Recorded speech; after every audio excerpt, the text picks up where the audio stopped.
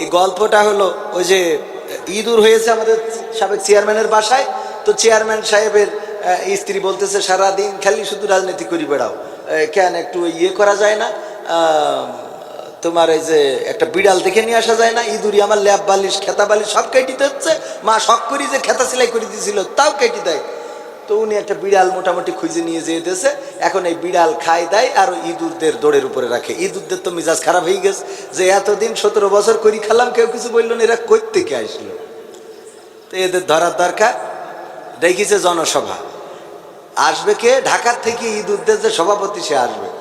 এসেছে জনসভা হইলো আমাদের চেয়ারম্যান সাহেবের রান্নাঘরের সেন্সাইটির উপরে। জনসভায় রাত্রি 12টার সময় বলছে কি হয়েছে বলো, বলছে কি হয়নি তাই কো, কি হয়েছে তা সেটা তো কবা। তা বলছে আমরা এতদিন এই বাড়ি ভালোই খাচ্ছিলাম, উনি যা তিরানের চাইল মাইল মেরে আনিল কেটে পিটে খাচ্ছিলাম, এখন তো সে আর হবে না। কেন? তার বিড়াল এনেছে কুত্তে একটা, এই বিড়াল মানে জামাত ইসলামের লোক, আমাদের খালি দৌড়ের উপরে রাখে। তো এখন কি করা যায়? এখন এই বিড়াল কিছু একটা করতে হবে। তো যুবকদের বলতেছে যুবকেরা তোমরা জানছি যারা আছো যুবক ইঁদুর কি করবা? বলছে ও কি করবা, সিদ্ধান্ত একটাই, মেরি ফেলতে হবে। কি করতে হবে? মেরি ফেলতে হবে। তো বলছে মারতে হলি তো তাহলে ধরতে হবে, আমরা তো ছোট ছোট ওরা তো বড়, কি করা যায়? একজন বলছে হুজুর আমি লেজ টেনে ধরবো, আমার নামটা লিখে নেন। কি টেনে ধরবে? মানলাম লেজ ধরবা। আর একজন ওখান থেকে বলছে হুজুর আমার নামটা লেখেন, আমি পিছনের বাম পাশের পা টেনে ধরবো। আর একজন বলছে হুজুর আমার নামটা লেখেন, আমি পিছনের ডান পাশের পা টেনে ধরবানে। আর একজন সামনেতে বলছে যেহেতু আমরা সামনে তাহলে সামনের ডান পাশের ঠ্যাংটা নিলাম। আর একজন বলছে হুজুর আমার নামটাও লেখেন, আমি সামনের বাম পাশের ঠ্যাংটাও ধরবানে। এইবার বলছে আরো বলো কে কোথায় ধরবা, এখনো তো ধরার জায়গা বাকি রে। আর কেউ কোনো কথা বলে না, বলে না, বলে না, বলে না, বলে না। সভাপতি বলছে বলো আর কে কোথায় ধরবা, কেউ আর কথা বলে না।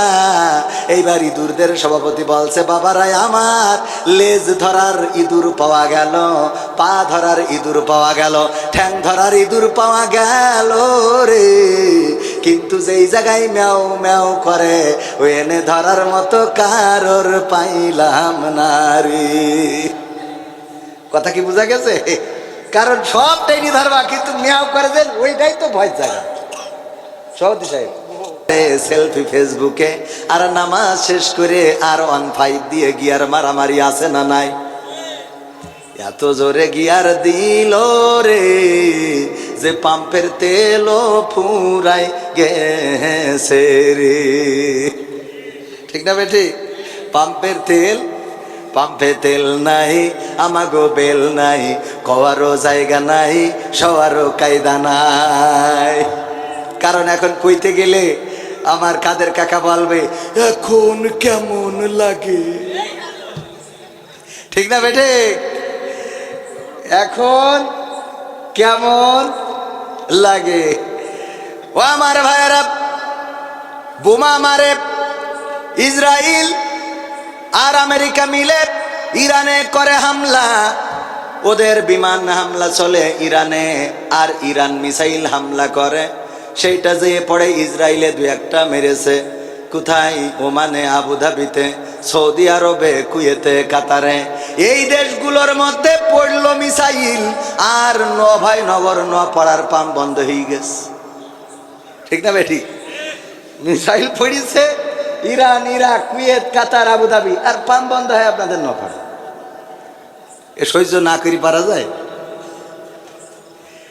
এই ঠিক বলছি না বেঠিক বলছি?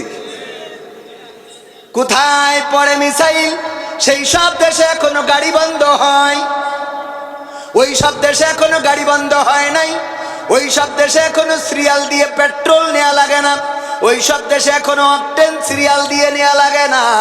কিন্তু মিসাইল পড়েছে ওই দেশে, আর আমাদের দেশের তেল পাম্পের মালিকেরা তারা অমনি টাঙ্কিতে থাকা সত্ত্বেও লিখে দিয়েছে পেট্রোল নাই, অকটেন নাই। বলেন ঠিক না বেঠিক? কারণ আমরা পত্রিকায় দেখছি অপারেশন চালায়, অভিযান চালায় আর কি, অভিযান চালায় দেখা যাচ্ছে যে ট্যাঙ্কিতে হাজার হাজার লিটার পেট্রোল রয়েছে, এইগুলো থাকার পরেও লিখে দেয় পেট্রোল নাই। ও আল্লাহর বান্দা, এই পেট্রোল তুই কবরে নিয়ে যাস, কারণ কবরে তো জাহান্নামের আগুনের খড়ির অভাব পড়ে গেছে নাকি? তুই রেখে দিয়েছিস, তুই মরি গেলে কি দেখাবে পেট্রোল? তোর কি কবরে দিতে হবে? ওই যে কবরে আল্লাহর কাঠখড়ি কম পড়ে গেছে, তো জাহান্নামে জ্বালাই নজর নেই, তাই পেট্রোল তো ধরাইতে হবে। করা যাবে এগুলো? আবার পেট্রোলের অপচয়, আমার শীতকালে দেখলাম কিছু টিকটকার আল্লাহর বান্দারা পুকুরের মধ্যে পেট্রোল ঢেলে দেয়, হেডায় আগুন ধরায়। এই অপচয় করবা এখন বোঝরে, এখন আবার ওরা টাঙ্কি ঘাড়ে করে বাইন্দে নিয়েতে যাচ্ছে তেল পাম্পে। কোনে যাব, কি জ্বালা, হরেক রকম। বাবা তোমার দরবারে সব পাগলের খেলা, হরেক রকম পাগল দিয়া মিলাইছো মেলা, হরেক রকম পাগল দিয়া মিলাইছো মেলা। বাবা তোমার দরবারে সব পাগলের খেলা। ইস্যুর পরে ইস্যু আসে, কত ইস্যু আসে পাশে, ইস্যুর পরে ইস্যু আসে, কত ইস্যু আসে পাশে। তদন্ত করিতে গিয়ে ফুরাই যে বেলা, তদন্ত করিতে গিয়ে ফুরাই যে বেলা। বাবা তোমার দরবারে সব পাগলের খেলা, বাবা তোমার দরবারে সব পাগলের খেলা। টেলিভিশন টকশোর মাঝে কত বিজ্ঞানী টেকো আছে, ঠিক না বেঠে? টেলিভিশন টকশোর মাঝে কত বিজ্ঞানী টেকো আছে, আসলেতে ওরাই হলো শয়তানের চেলা, আসলেতে ওরাই হলো শয়তানের চেলা। বাবা তোমার দরবারে সব পাগলের খেলা, বাবা তোমার দরবারে সব পাগলের খেলা। ঠিক না বে ঠিক? অনেক কথাই তো কইতে মন চাই, বলবো ইনশাল্লাহ, শুনবেন? অনেক কথা মনের মধ্যে জমে আছে, আল্লাহ চাইতো বলে যাবো ইনশাল্লাহ। গরম যতই পড়ুক আমি যাচ্ছি না, আমার যুবকেরা যাওয়া যাবে না। এই মাহফিলটা হতে পারে নাজাতের ওছিলা। আমাদের জীবন বেঁচে আছি এটা সত্য, কিন্তু মারাও যাব সেটাও, এবং কে কবে কখন কোন সময় চলে যাব এটা কেউ বলতে পারি। জীবন মৃত্যুর মালিক কে? আল্লাহ রাব্বুল আলামিন। হার্টের ডাক্তার হার্টের চিকিৎসা করতেছেন, তিনি হার্ট অ্যাটাক করে মারা গেছেন, দেখেছেন না পত্রিকায়? হার্টের ডাক্তার হার্টের চিকিৎসা করতে করতে নিজে স্ট্রোক করিয়ে চলে গেছে, অ্যাটাক করে চলে গেছে। আরে এই তো দুনিয়া, ডাক্তারও মারা যায়, ডাক্তারও কি মারা যায়। এত লোক মাইনছে এসে কয় অমুক ডাক্তার সাথে সাথে আইলো বলে আমি বেঁচে গেছি, ওই ডাক্তার দেখা যায় 2 দিন পরে পটল তুলে বসে আছে। তাইলে কি ডাক্তার বাঁচাইতে পারে? বাঁচানোর মালিক কে? চাইনিজ একজন ব্যক্তি মৃত্যুর সময় সন্তানদেরকে ওসিয়ত করলো, গো সন্তানেরা আমি মারা যাওয়ার পরে 3টা কাজ করবা।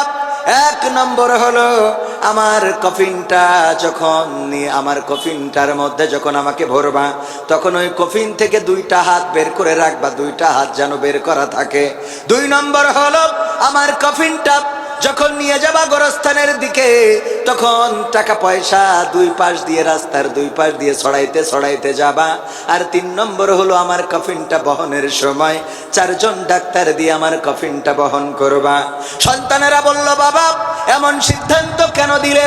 কেন তোমার হাত বাইরে রাখতে হবে? কেন কফিনটা ডাক্তার দিয়ে বহন করতে হবে? কেন তোমার রাস্তায় আবার অর্থ সম্পদগুলো ছড়ানো লাগবে?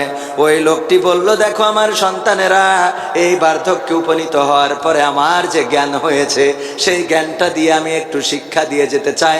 আমার মৃত্যুর পরে যেন এই জাতি শিখে নেয়। কি শিখে নিবে? কি শিখে নিবে? ও বাবা বলল, আমার 2টা হাত কফিনের বাইরে রাখবা। আমি দুনিয়ার মানুষকে দেখাতে চাই এই 2 হাত দিয়ে কত উপার্জন করেছি, কত টাকা পয়সা কামাই করেছি, কত অর্থ রোজগার করেছি, আমার কত ব্যাংক ব্যালেন্স, কত বিল্ডিং, কত জমি জায়গা, সব রেখে শূন্য হাতে চলে যায়। আপন আপন বলিস কারে, কেউ তো আপন হয় না। আপন আপন বলিস কারে, কেউ তো আপন হয় না। স্বার্থ ছাড়া এই ভুবনে আপন তো কেউ রয় না।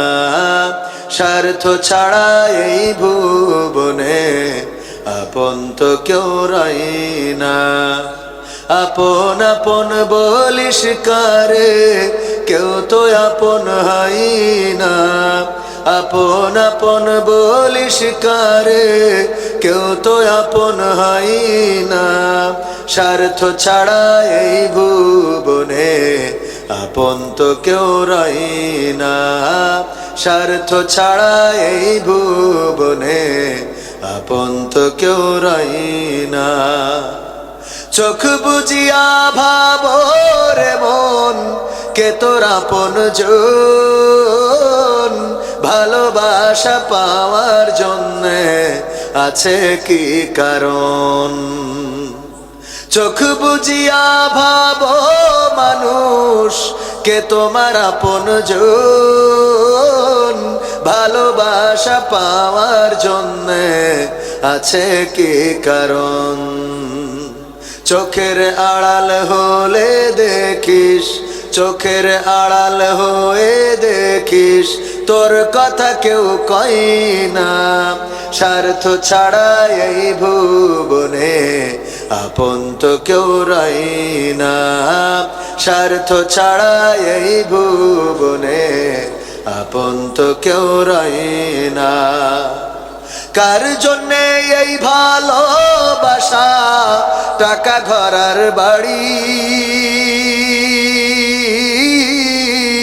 মরার পর কবরেতে রাখবে তাড়াতাড়ি। কার জন্যে এই ভালোবাসা, টাকা ঘরার বাড়ি, মরার পর কবরেতে রাখবে তাড়াতাড়ি। বিনা লাভে বন্ধুরে কেউ, বিনা লাভে বন্ধুরে কেউ তুলার বোঝাও বয় না। স্বার্থ ছাড়া এই ভুবনে আপন তো কেউ রয় না। স্বার্থ ছাড়া এই ভুবনে আপন তো কেউ রয় না। স্বার্থ ছাড়া এই ভুবনে আপন তো কেউ রয় না। কথাগুলো ঠিক বললাম না বেঠিক বললাম? বাস্তবতার সাথে মিল আছে না নাই? স্বার্থ ছাড়া কোনো মানুষকে আপন করে পাবেন না। মায়ের সাথে সন্তানের কিছু স্বার্থ আছে, সন্তানের সাথে পিতার কিছু স্বার্থ জড়িত আছে, পরিবারের পরিজনের সাথে যত আপনজন আছে কোনো না কোনো স্বার্থ জড়িত আছে। আঘাত ঘটলে সন্তান মায়ের কাছে অপ্রিয় হয়ে যায়, মা সন্তানের কাছে অপ্রিয় হয়ে যায়, পিতা সন্তানের কাছে বোঝা হয়ে যায়, আবার সন্তান পিতার কাছে অপ্রিয় হয়ে যায়। গ্রামবাসীর কাছে গ্রামের মানুষ অপ্রিয় হয়ে যায়, এমপি সাহেব অপ্রিয় হয়ে যাবে, এমনকি সরকারের চেয়ারেও টান পড়ে যেতে পারে না। কারণ যদি জনগণের স্বার্থ রক্ষা করতে ব্যর্থ হয়, গোলাম রসুল সাহেবকেও আমরা ছেড়ে দেব না রে। ঠিক না বেঠে? স্বার্থ জড়িত সব জায়গায়। কবির বিন সামাদের পিছনেও স্বার্থ আছে না নাই? অর্থ দিয়েছে আসার জন্যে, হুজুর এই টাকা পাঠালাম আপনার গাড়ির গ্যাস কেনার জন্যে, তেল কেনার জন্যে। আবার আসার পরে সুন্দর করে দেশি মুরগি, পোল্ট্রি মুরগি, গরুর গোশ, ছাগলের গোশ, উটির গোশ, ভেড়ার গোশ, হাতির গোশ খাওয়াবো। ঠিক না বেটে? এইগুলো খাওয়াবো হুজুর। এরপরে আপনার নাস্তার মধ্যে থাকবে আপেল, আঙুর, কলা পাকা, পেয়ারা, লেবু, আমাদের মা বোনদের হাতের বানানো পিঠা, পুলি পিঠা, নারকেল দিয়া পিঠা, এইগুলো বানাবো হুজুর। তারপরেও একটা দাওয়াত নেন, দাওয়াত নেওয়া লাগবে রে হুজুর। হুজুরির এত কিছুর পরেও অনেক সময় দাওয়াত নিয়ে আবার টাল বাহানা করে, আছে না নাই? আমিও তো ধরেন অন্যের কথা কই লাভ আছে? স্বার্থ জড়িত আছে না নাই? স্বার্থ পেয়েছি এই জন্য এসেছি। তবে নিঃস্বার্থ আপনারা যারা এখানে এসেছেন, আপনাদের খাওয়াও দেওয়া হবে না, আপনাদের শোয়া দেওয়া হবে না, আপনাদের টাকা দেওয়া হবে না, আপনাদের নাম পোস্টারেও দেওয়া হয় নাই। বলেন ঠিক না বেঠিক? ধরেন জামাতের আমির যিনি এসেছেন, উনিও কিছুটা নিঃস্বার্থভাবে এসে থাকতে পারেন, তাও তো পোস্টারে নাম আছে, তার মানে কিছুটা স্বার্থ হয়েছে না হয় নাই? কথা কয় না? পোস্টারে নাম দেওয়া হয় নাই, আপনাদের টাকা দেওয়া হবে না, পয়সা দেওয়া হবে না, নাস্তা দেওয়া হবে না, খাইতে দেওয়া হবে না। তারপরেও আপনারা এই কোরআনের মাহফিলে এসেছেন আল্লাহর সন্তুষ্টির জন্য। বলেন ঠিক কিনা? আপনারা এসেছেন বিশ্ব নবী সাল্লাল্লাহু আলাইহি সাল্লামের জীবন থেকে জানার জন্য, সঠিক পথ কোনটা সেটা জানার জন্য, বোঝার জন্য, কোন পথে চললে জান্নাতে যাওয়া যাবে, কোন পথে চললে জাহান্নাম পাওয়া যাবে, কোন পথে চললে আল্লাহ খুশি হবে, কোন পথে চললে আল্লাহ খুশি হয়ে যাবে, সেইগুলো জানার জন্য এসেছেন। ও আমার ভাইয়েরা, আমরা কতটুকু হক আদায় করতে পারি জানি না, কিন্তু যারা এসেছেন আসার কারণে আপনাদের আমল নামায় যতক্ষণ এখানে বসে থাকবেন, ততক্ষণ আমলের ফেরেশতা ডান পাশে যিনি খাতা লেখেন, উনি সওয়াব লিখতে থাকবেন। বলেন সুবহানাল্লাহ। শুধু তাই নয়, যতক্ষণ পর্যন্ত বসে থাকবেন আপনার আমল নামায় সওয়াব যেমন জমা হতে থাকবে, তেমনি ভাবে বাঁ পাশ থেকে আবার সগীরা গুনাহগুলো আল্লাহ রাব্বুল আলামিন মাফ করে দিতে থাকবেন। পড়েন সুবহানাল্লাহ। সুতরাং এই জাতীয় মাহফিলের দরকার আছে না নাই? আল্লাহর নবীর ভাষায় এটা রিয়াজুল জান্নাহ। কি জান্নাত? রিয়াজুল জান্নাহ, জান্নাতের বাগান। জমিনের পরে জান্নাতের যে বাগান কায়েম হয় সেটা হলো এটা। ও আমার ভাইরা, এই মাহফিলের কদর এত বেশি, আল্লাহর নবী সাল্লাল্লাহু আলাইহি সাল্লাম খুব লম্বা বয়ান করতেন না। যদি কখনো সাহাবীদের নিয়ে ওয়াজ শোনাতেন, কথা শোনাতেন, অল্প সময় কথা বলতেন। এই অল্প সময়ের মধ্যে যখন সাহাবীরা এসে যেত, যদি বিশ্ব নবী তাকিয়ে দেখতেন যে কোনো মানুষ দাঁড়িয়ে রয়েছে, বিশেষ করে যদি দেখতেন কোনো যুবক দাঁড়ানো, আল্লাহর নবী সাল্লাল্লাহু আলাইহি সাল্লাম যদি দেখতেন বসার মতো কোনো পাটির ব্যবস্থা নাই, মাদুরের ব্যবস্থা নাই, আল্লাহর নবী সাল্লাল্লাহু আলাইহি সাল্লাম কোরআনের এই মাজমাকে সম্মান করে নিজের গায়ের চাদরটা খুলে চেলে দিতেন আর বলতেন, ওগো আমার যুবকেরা, এই চাদরটা মেলে তোমরা এই কোরআনের মাজলিসে শরীক হয়ে যাও। আমার যুবকেরা, বিশ্ব নবীর যুবক সাহাবীরা চাদরটা হাতে পাওয়ার পরে বুকের মধ্যে জড়িয়ে ধরে বলতেন, ওগো নবী, চাদরটা দিয়েছেন এই মাজমায় বসার জন্য, আমাদের কি এত বড় সাহস হয়েছে নাকি বিশ্ব নবীর চাদর পেতে তার উপরে বসবো? বিশ্ব নবীর চাদর আমরা তার উপরে বসতে পারি না, বরং বিশ্ব নবীর চাদরটা আমাদের কলিজার সাথে জড়িয়ে ধরতে পারি। মাহফিলের গুরুত্বটা কতটুকু! এই মাহফিলে এসেছেন, বসবেন, শুনবেন। আল্লাহ রাব্বুল আলামিন চাইলে এটা নাজাতের ওসিলা করে দিতে পারেন। আজকের এই মাহফিলে যারা এসেছেন, বসেছেন, জীবনের গুনাহগুলো চাইলে মাফ করে দিতে পারেন। আল্লাহ রাব্বুল আলামিন আমলনামাটা ওজন দেন, সওয়াবটা আমাদের কত মন, কত কেজি, কত টন লাগবে এটা আমরা জানি নাকি? কথা কয় না? ওজন তো দিবেন, কিন্তু কয় কেজি সওয়াব হইতে হবে এবং একটা সওয়াবের ওজন কতটুকু, এটা কি আমাদের জানা আছে? এটা আমাদের জানা আছে? এটা আমাদের জানা নাই। সওয়াবের ওজন কতটুকু জানা নাই। তবে আপনাদের একটা ওজন আমি বলে দিতে পারি। আল্লাহর নবী সাল্লাল্লাহু আলাইহি সাল্লাম বনি ইসরাইলদের একটা ঘটনা শোনালেন সাহাবীদের। যখন বিশ্বনবীর একজন সাহাবী ইন্তেকাল করছেন, তখন তিনি তার সন্তানদেরকে ডাক দিয়ে বললেন, ওগো আমার সন্তানেরা, তোমরা ওই রুটিওয়ালা ব্যক্তিটার কথা ভুলে যেও না। কোন রুটিওয়ালা ব্যক্তি? বিশ্বনবী সাল্লাল্লাহু আলাইহি সাল্লাম বলেছেন, সাহাবীদেরকে শুনিয়েছেন, ওগো আমার সাহাবীরা শুনে নাও, একজন খুব পরহেজগার ব্যক্তি ছিল, ইবাদত গোজারি, আবেদ লোক, 70 বছর ধরে আল্লাহর ইবাদত বন্দেগী করেছে। আল্লাহর এতটা ইবাদত বন্দেগী করেন, দুনিয়া বিমুখ মানুষ, আল্লাহর জন্য নিবেদিত প্রাণ, 70টা বছর ধরে ইবাদত বন্দেগী করেন, কোনো অন্যায় পথে চলেন নাই, অন্যায় কর্ম করেন নাই। কিন্তু শয়তান তার ধোঁকা দিতে চাইল। ওই অঞ্চলে থাকা একটা পতিতা মহিলা, একজন অশ্লীল মহিলা, তাকে ধোঁকা দেওয়ার জন্য চলে আসলো। শয়তান ধোঁকা দিল ওই নারীকে দিয়ে। নারী এসে তার রূপ সৌন্দর্য তার সামনে বিকশিত করলো। 70 বছর ইবাদত বন্দেগী করা মানুষটা যখন ওই সুন্দরী রমণী দেখলো, ভুলে গেল তার প্রেমে, তার ছলনায় নিজের ইমানের কথা, নিজের আমলের কথা, নিজের ইবাদতের কথা ভুলে ওই মেয়ের প্রেমে মগ্ন হয়ে গেল। 7টা রাত তার সাথে কাটালো। 7 দিন 7 রাতে মেয়ের সাথে কাটানোর পরে তার আকল জাগ্রত হলো, বিবেক জাগ্রত হলো। হঠাৎ করে মনে করলো, আই হাই, এত বড় ভুল করে ফেললাম। 70টা বছর আল্লাহর কোনো হুকুম তরক করি নাই, আল্লাহ রাব্বুল আলামিনের ইবাদত করলাম। আমার এই পরহেজগারিতা কোথায় নিয়ে চলে গেল আমাকে? আমি সেই পরহেজগারিতা ভুলে আজকে এই নারীর পিছনে ছুটলাম, আর নারী আমাকে কোথায় নিয়ে চলে গেল? আমার পরহেজগারিতা ছুটে গেল। পরকালের ময়দানে কি জবাব দেব আল্লাহর কাছে? এই দুশ্চিন্তায় সেখান থেকে ছুটতে লাগলো। অনেকটা পাগল প্রায় হয়ে গেল। ক্ষুধার্ত, পিপাসার্ত, খুবই শোচনীয় অবস্থায় পড়ে গেল। খাবার নাই, পানি নাই। ছুটতে ছুটতে খুবই ক্ষুধার যন্ত্রণায় কাতরাতে কাতরাতে এমন একটা জায়গায় পৌঁছালো যেখানে 12 জন মিসকিন থাকে।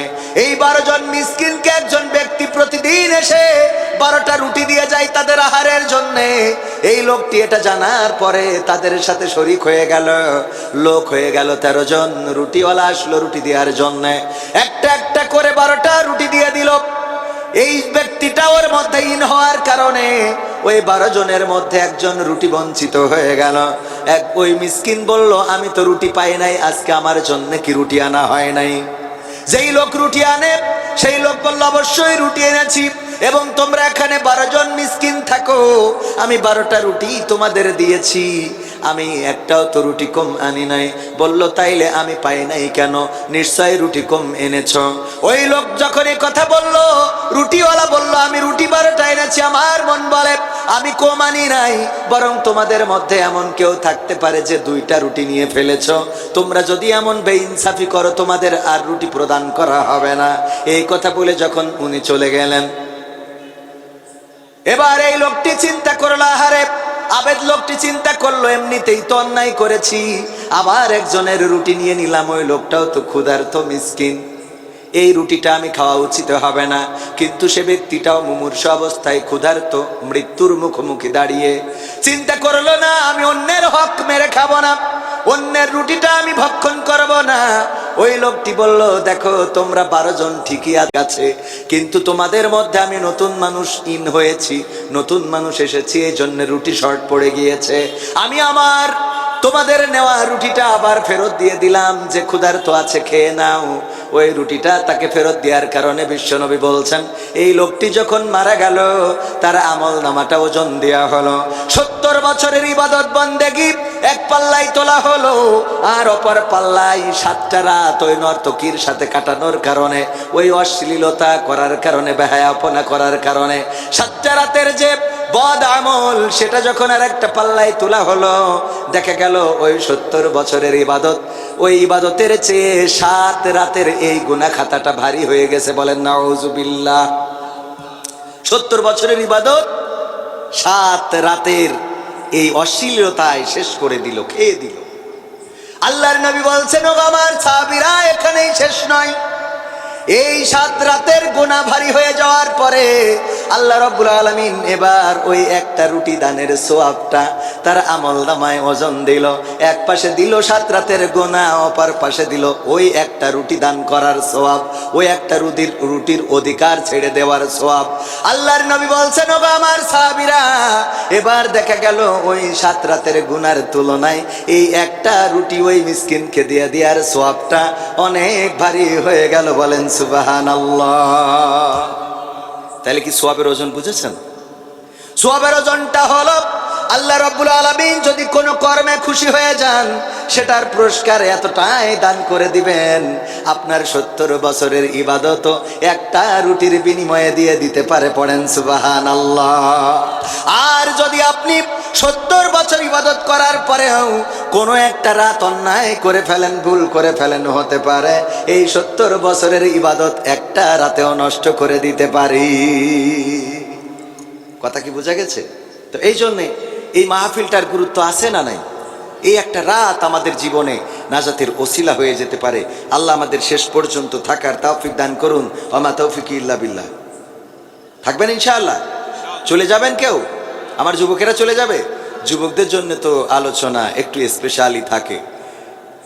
ঈদের দিন চলে গেল রে, আর যুবকরা কি লাইলাতুল কিয়ামে নাই, লাইলাতুল কদরে নাই, সাহরিতে নাই, ইফতারিতে নাই, তারাবিতে নাই, কিন্তু ঈদের সলাতে আগের কাতারে সেলফি ফেসবুকে, আর নামাজ শেষ করে আর 1.5 দিয়ে গিয়ার মারামারি আছে না নাই? এত জোরে গিয়ার দিল রে যে পাম্পের তেলও ফুরাই গেছে রে। ঠিক না বেঠি? পাম্পে তেল নাই, আমাগো বেল নাই, কওয়ারও জায়গা নাই, সওয়ারও কায়দা নাই। কারণ এখন কইতে গেলে আমার কাদের কাকা বলবে এখন কেমন লাগে। ঠিক না বেঠে? এখন কেমন লাগে? ও আমার ভাইয়েরা, বোমা মারে ইসরায়েল আর আমেরিকা মিলে ইরানে করে হামলা। ওদের বিমান হামলা চলে ইরানে, আর ইরান মিসাইল হামলা করে। সেইটা যে পড়ে ইসরায়েলে 2-1টা মেরেছে। কোথায়? ওমানে, আবুধাবিতে, সৌদি আরবে, কুয়েতে, কাতারে। এই দেশগুলোর মধ্যে পড়লো মিসাইল, আর ভাই নগর পড়ার পাম বন্ধ হয়ে গেছে। ঠিক না বেটি? মিসাইল পড়িছে ইরান, ইরাক, কুয়েত, কাতার, আবুধাবি, আর পাম বন্ধ হয় আপনাদের নফার। এ সহ্য না করি পারা যায়? এই ঠিক বলছি না ঠিক বলছি? কোথায় পড়ে মিসাইল সেই সব দেশে এখনো গাড়ি বন্ধ হয়। ওই সব দেশে এখনো গাড়ি বন্ধ হয় নাই। ওই সব দেশে এখনো সিরিয়াল দিয়ে পেট্রোল নেওয়া লাগে না। ওই সব দেশে এখনো অকটেন সিরিয়াল দিয়ে নেওয়া লাগে না। কিন্তু মিসাইল পড়েছে ওই দেশে, আর আমাদের দেশের তেল পাম্পের মালিকেরা তারা অমনি টাঙ্কিতে থাকা সত্ত্বেও লিখে দিয়েছে পেট্রোল নাই, অকটেন নাই। বলেন ঠিক না বেঠিক? কারণ আমরা পত্রিকায় দেখছি অপারেশন চালায়, অভিযান চালায় আর কি, অভিযান চালায় দেখা যাচ্ছে যে ট্যাঙ্কিতে হাজার হাজার লিটার পেট্রোল রয়েছে। এইগুলো থাকার পরেও লিখে দেয় পেট্রোল নাই। ও আল্লাহর বান্দা, এই পেট্রোল তুই কবরে নিয়ে যাস, কারণ কবরে তো জাহান্নামের আগুনের খড়ির অভাব পড়ে গেছে নাকি? তুই রেখে দিছিস, তুই মরি গেলে কিটা খাবে পেট্রোল? তোর কি কবরে দিতে হবে? ওই নেই যে কবরে আল্লাহর কাঠখড়ি কম পড়ে গেছে, তো জাহান্নামে জ্বালাই নজর নেই, তাই পেট্রোলতে ধরাইতে হবে? করা যাবে এগুলো? আবার পেট্রোলের অপচয় আমার শীতকালে দেখলাম কিছু টিকটকার আল্লাহর বান্দারা পুকুরের মধ্যে পেট্রোল ঢেলে দেয়, হেডায় আগুন ধরায়। এই অপচয় করবা এখন বোঝরে। এখন আবার ওরা টাঙ্কি ঘাড়ে কর বাইন্দে নিয়েতে যাচ্ছে তেল পাম্পে। কনে যাব? কি জ্বালা, হরেক রকম। বাবা তোমার দরবারে সব পাগলের খেলা, হরেক রকম পাগল দিয়া মিলাইছো মেলা, হরেক রকম পাগল দিয়া মিলাইছো মেলা। বাবা তোমার দরবারে সব পাগলের খেলা। ইস্যুর পরে ইস্যু আসে, কত ইস্যু আসে পাশে।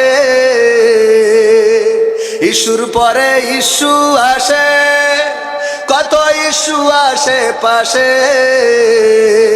তদন্ত করিতে গিয়ে ফুরাই যে বেলা, তদন্ত করিতে গিয়ে ফুরাই যে বেলা। বাবা তোমার দরবারে সব পাগলের খেলা, বাবা তোমার দরবারে সব পাগলের খেলা। টেলিভিশন টকশোর মাঝে কত বিজ্ঞানী টেকো আছে। ঠিক না বেঠে? টেলিভিশন টকশোর মাঝে কত বিজ্ঞানী টেকো আছে। আসলেতে ওরাই হলো শয়তানের চেলা, আসলেতে ওরাই হলো শয়তানের চেলা। বাবা তোমার দরবারে সব পাগলের খেলা, বাবা তোমার দরবারে সব পাগলের খেলা। ঠিক না বেঠিক? অনেক কথাই তো কইতে মন চাই, বলবো ইনশাল্লাহ, শুনবেন? অনেক কথা মনের মধ্যে জমে আছে। আল্লাহ চাইতো বলে যাবো ইনশাল্লাহ। গরম যতই পড়ুক আমি যাচ্ছি না, আমার যুবকেরা যাওয়া যাবে না। এই মাহফিলটা হতে পারে নাজাতের ওছিলা। আমাদের জীবন বেঁচে আছি এটা সত্য, কিন্তু মারাও যাব সেটাও, এবং কে কবে কখন কোন সময় চলে যাব এটা কেউ বলতে পারি। জীবন মৃত্যুর মালিক কে? আল্লাহ রাব্বুল আলামিন। হার্টের ডাক্তার হার্টের চিকিৎসা করতেছেন, তিনি হার্ট অ্যাটাক করে মারা গেছেন। দেখেছেন না পত্রিকায়? হার্টের ডাক্তার হার্টের চিকিৎসা করতে করতে নিজেই স্ট্রোক করিয়ে চলে গেছে, অ্যাটাক করে চলে গেছে। আহারে, এই তো দুনিয়া। ডাক্তারও মারা যায়, ডাক্তারও কি মারা যায়। এত লোক মাইনসে এসে কয় অমুক ডাক্তার সাথে সাথে আইলো বলে আমি বেঁচে গেছি। ওই ডাক্তার দেখা যায় 2 দিন পরে পটল তুলে বসে আছে।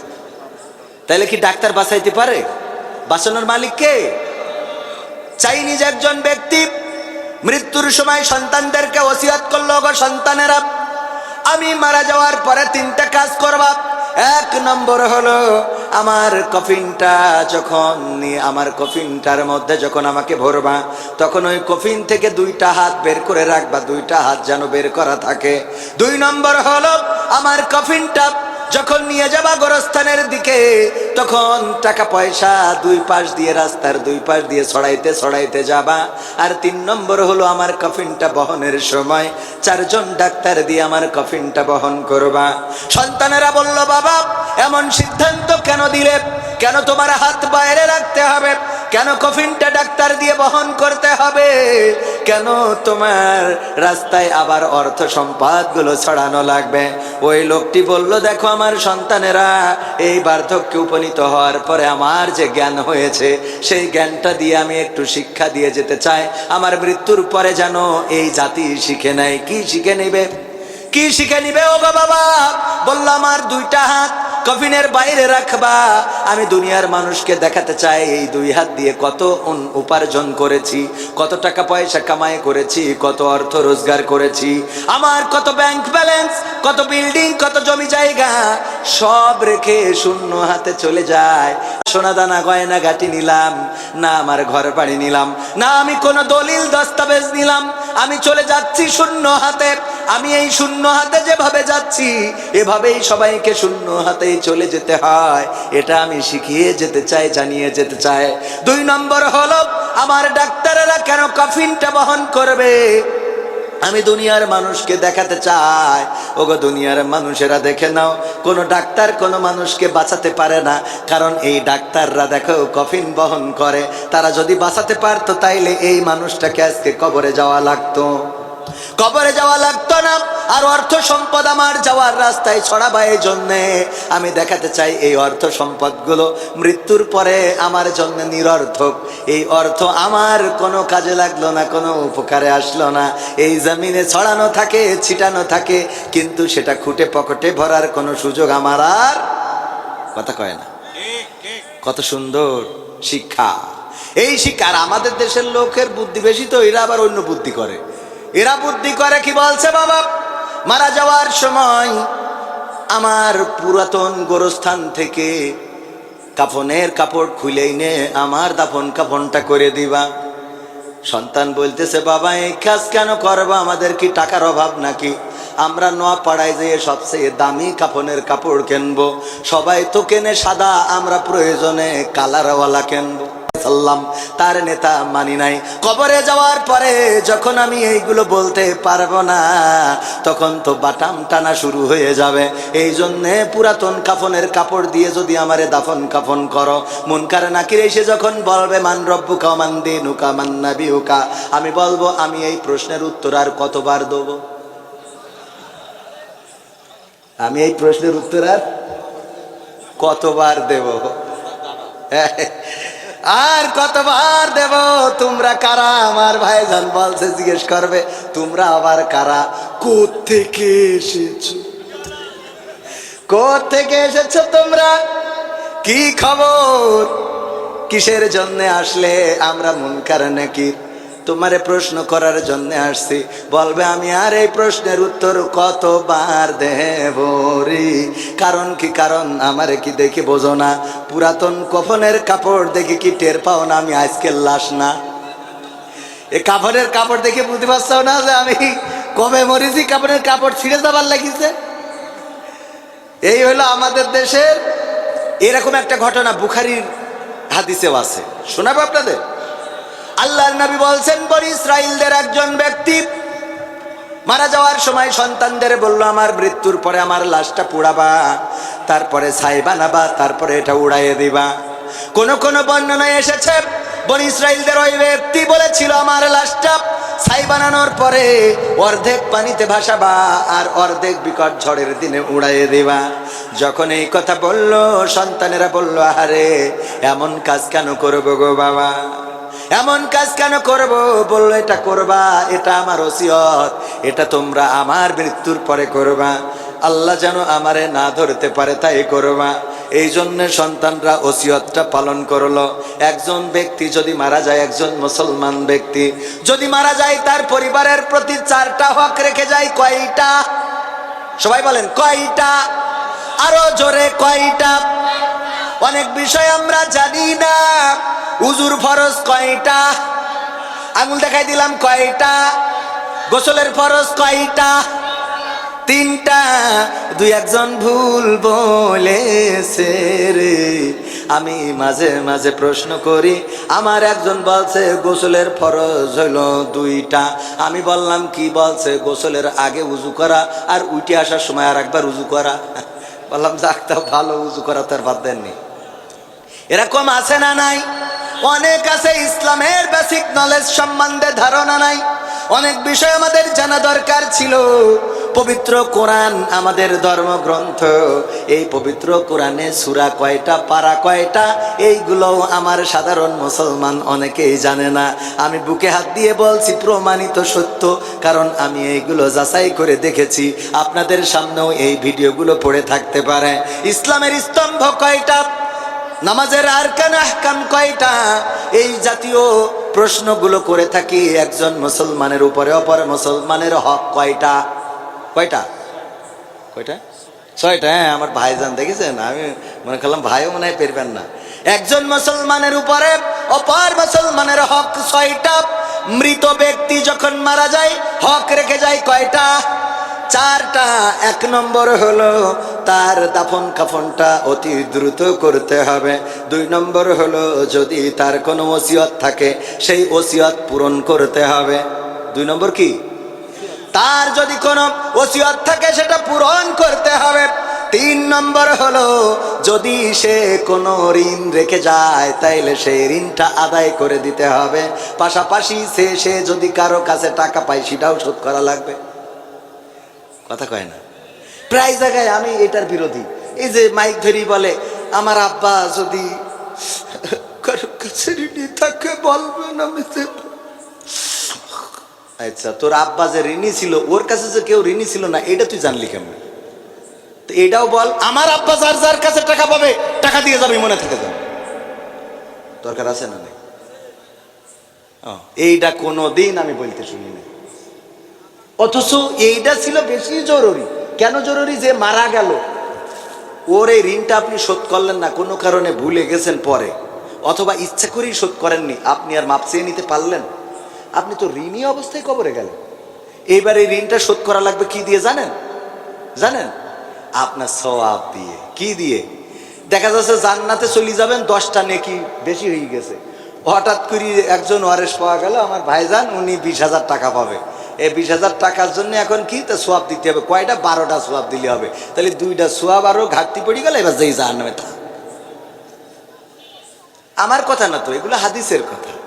আমি না হয় একটু এটা শুদ্ধে বললে আমার সুন্দর লিখবে না ভাইয়েরা আমার। হ্যাঁ, মানে শুদ্ধে বললেই তো সব হজ হয়ে যায়। হ্যাঁ, বোঝে না অনেকে। এই জন্য আমি মাঝে মাঝে নেতাদের বলি, আপনারা খালি সুর দিয়ে বলি দেখেন। আপনি বিএনপি করেন, আমলি করেন, তাতে কি হয়েছে? খালি যে কথাটা বলবেন ওটা শুদ্ধে বলেন, ঠিক না? হ্যাঁ, তাইলে আর আমার চাকরি থাকবে না। আমার চাকরি বলে না বলেই তো বেঁচে যায়। আলহামদুলিল্লাহ বলেন, আলহামদুলিল্লাহ। হ্যাঁ, তা না হলে আমাদের করি খাওয়া, তেস মারা খাইলাম। আল্লাহ আমাদের হেফাজত করেছে, ওনারা এগুলো। যাই হোক, সব মিলাই দেশের অবস্থাও তো বুঝতে পারছেন কোন দিকে যাচ্ছে। সংসদে দেখি ফাটাফাটি করে, আবার দেখি 2জন পাশাপাশি দাঁড়ায় জানাজার নামাজ পড়তেছে। আমরা যে কোন দিকে কথা বলবো কোনো লাইন খুঁজে পাই না। এই ঠিক না বেটি? মানে কাদের আমাদের এখন অবস্থা হয়েছে, ডাইন পাশে না বাম পাশে, কোন দুইটাই ঠিক রাখে, ব্যালেন্স ঠিক করে চলতে হয়। কি করতে হয়? ব্যালেন্স ঠিক করে চলতে হয়। ডানি রেখি বাইরে কি বাইরে কি, এই হইল অবস্থা। কোনো রাস্তা নেই, সব দিক ঠিক করে চলতে। আবার যদি বেশি বলি তাইলে আবার যারা পলাতক ঘুরা বলবে এখন কেমন লাগে, এ জ্বালাও আছে না নাই? মানে বলারও কায়দা নেই, পেট্রোল ফুরাই যাচ্ছে তাও চুপ করে সহ্য করতেছি, গাড়ি বন্ধ হয়ে গেলি চুপচাপ ঠেলতেছি। বরং ঠেলতে হবে। আর যদি কেউ জিজ্ঞেস করে, যদি আমলিগির হয় যে ভাই কি হয়েছে, তা বলতে হবে ভাই ডাইট করতেছি, তাছাড়া কোনো উপায় নেই, ডাইট করতেছি। তাছাড়া নাই বলি বলবে এখন কি এই হাসিটা ভাল লাগবে কোন তো। হ্যাঁ, তো যাই হোক, খুব জ্বালা, এ জ্বালা জ্বালা বড় জ্বালা। মনে আছে আপনাদের কণ্ঠগুলো? মনে আছে না? আল্লাহ হেফাজত করুন, বলেন আমি। যাই হোক, পোস্টারটা পড়তে যে কয়েকবার ধরেছি কিন্তু পড়া হয়নি। পোস্টার না পড়ে মাহফিল শুরু করা যায়? তো এই জন্য পড়ে শুরু করতে হয়। শুরু করবো ইনশাআল্লাহ।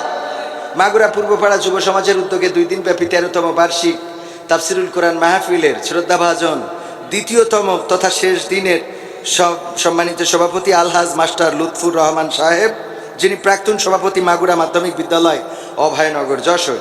এছাড়া আজকে প্রধান অতিথির আসন অলঙ্কৃত করেছেন জনাব অধ্যাপক সরদার মোহাম্মদ শরীফ হোসেন, যিনি আমির বাংলাদেশ জামাত ইসলামী অভয়নগর উপজেলা শাখা। এছাড়া আমার আগে আলোচনা করেছেন হজরত মাওলানা ওবায়দুল্লাহ বিন আব্দুল মালেক সাহেব, যিনি প্রিন্সিপাল তানজিমুল কুরআন ক্যাডেট মাদ্রাসা, অভয়নগর, যশোর। এছাড়া বিশেষ অতিথি মোহাম্মদ সুলাইমান কবির, মোহাম্মদ মিজানুর রহমান, এবং কালকে অতিথি থাকার কথা ছিল আমাদের মুহতারাম জনাব মোহাম্মদ রেজাউল করিম মোল্লা। আসছেন উনি? সিরাজুল ইসলাম, তো উনি আসেন নাই, এই জন্যে আমি মনে করলাম। তো আমাদের বিশেষ অতিথি জনাব মোহাম্মদ সিরাজুল ইসলাম মান্নু সাহেব। আগেরটা মোল্লার, এটা মান্নু আমি মিলাই ফেলেছি, একবার ঘোষণা হয়েছিল, আমি সেটা মনে রাখছিলাম। তো আমার দেখেও মনে হচ্ছিল যে বিএনপি নেতা, সাধারণ সম্পাদক 1 নম্বর প্রেমবাগ ইউনিয়ন ও সাবেক চেয়ারম্যান। আলহামদুলিল্লাহ, উদার মানুষ, মহব্বতের মানুষ, এবং মুখের দাড়িটা দেখে বোঝাই যায় যে উনি অবশ্যই ডানপন্থী একজন মানুষ। ঠিক কিনা? কি পন্থী? ডানপন্থী। আল্লাহ রাব্বুল আলামিন হায়াতে তাইয়্যিবা নসিব করে দিন, বলেন আমিন। এবং যেহেতু সাবেক চেয়ারম্যান, তার মানে এবারও চিন্তা আছে না নাই? আমরা ডিসিশন নেব ইনশাআল্লাহ, আমরা সিদ্ধান্ত নেব। আমি মাঝে মাঝে বলি, আমাদের কাছে প্রতীক বড় নয়। প্রতীক বড়? ইসলামের পক্ষে যেজন, কোরআনের পক্ষে যেজন, দিনের পক্ষে যেজন, মসজিদের পক্ষে যেজন, মাদ্রাসার পক্ষে যেজন, সেজনের পক্ষে আমরা আসি না নাই। কিন্তু দাড়ি আছে, টুপি আছে, জুব্বা আছে, পাঞ্জাবি আছে, অথবা এগুলো নাই, এরকম ইসলামের বিরুদ্ধে, কোরআনের বিরুদ্ধে, মসজিদের বিরুদ্ধে, মাদ্রাসার বিরুদ্ধে যদি দাঁড়িয়ে যায়, মানতে রাজি আছি আমরা? স্পষ্ট কথা, দাড়ি পাল্লার বিরুদ্ধে স্লোগান হবে। কথা ঠিক আছে তো বাবা? এটা ভোটের আগেও বলেছি, অসংখ্য স্টেজে বলেছি। আমি এরকম না যে আপনি দাড়ি পাল্লা করেন বলি যা করবে সব ঠিক হয় নাকি, হবে নাকি? না, মানুষ তো। এই জন্যে আমরা দেখব যে এই সমাজে, এই ইউনিয়নের জন্যে কে উপযুক্ত ব্যক্তি, কে জনগণের কাছে যায়, জনগণের পাশে যায়, জনগণের অধিকার বুঝে দেয়, কে জনগণের সম্পদ জনগণকে পৌঁছে দেয়। ইতিপূর্বে তিনি চেয়ারম্যান ছিলেন, আশা করি সেই মানুষটাই তিনি ছিলেন।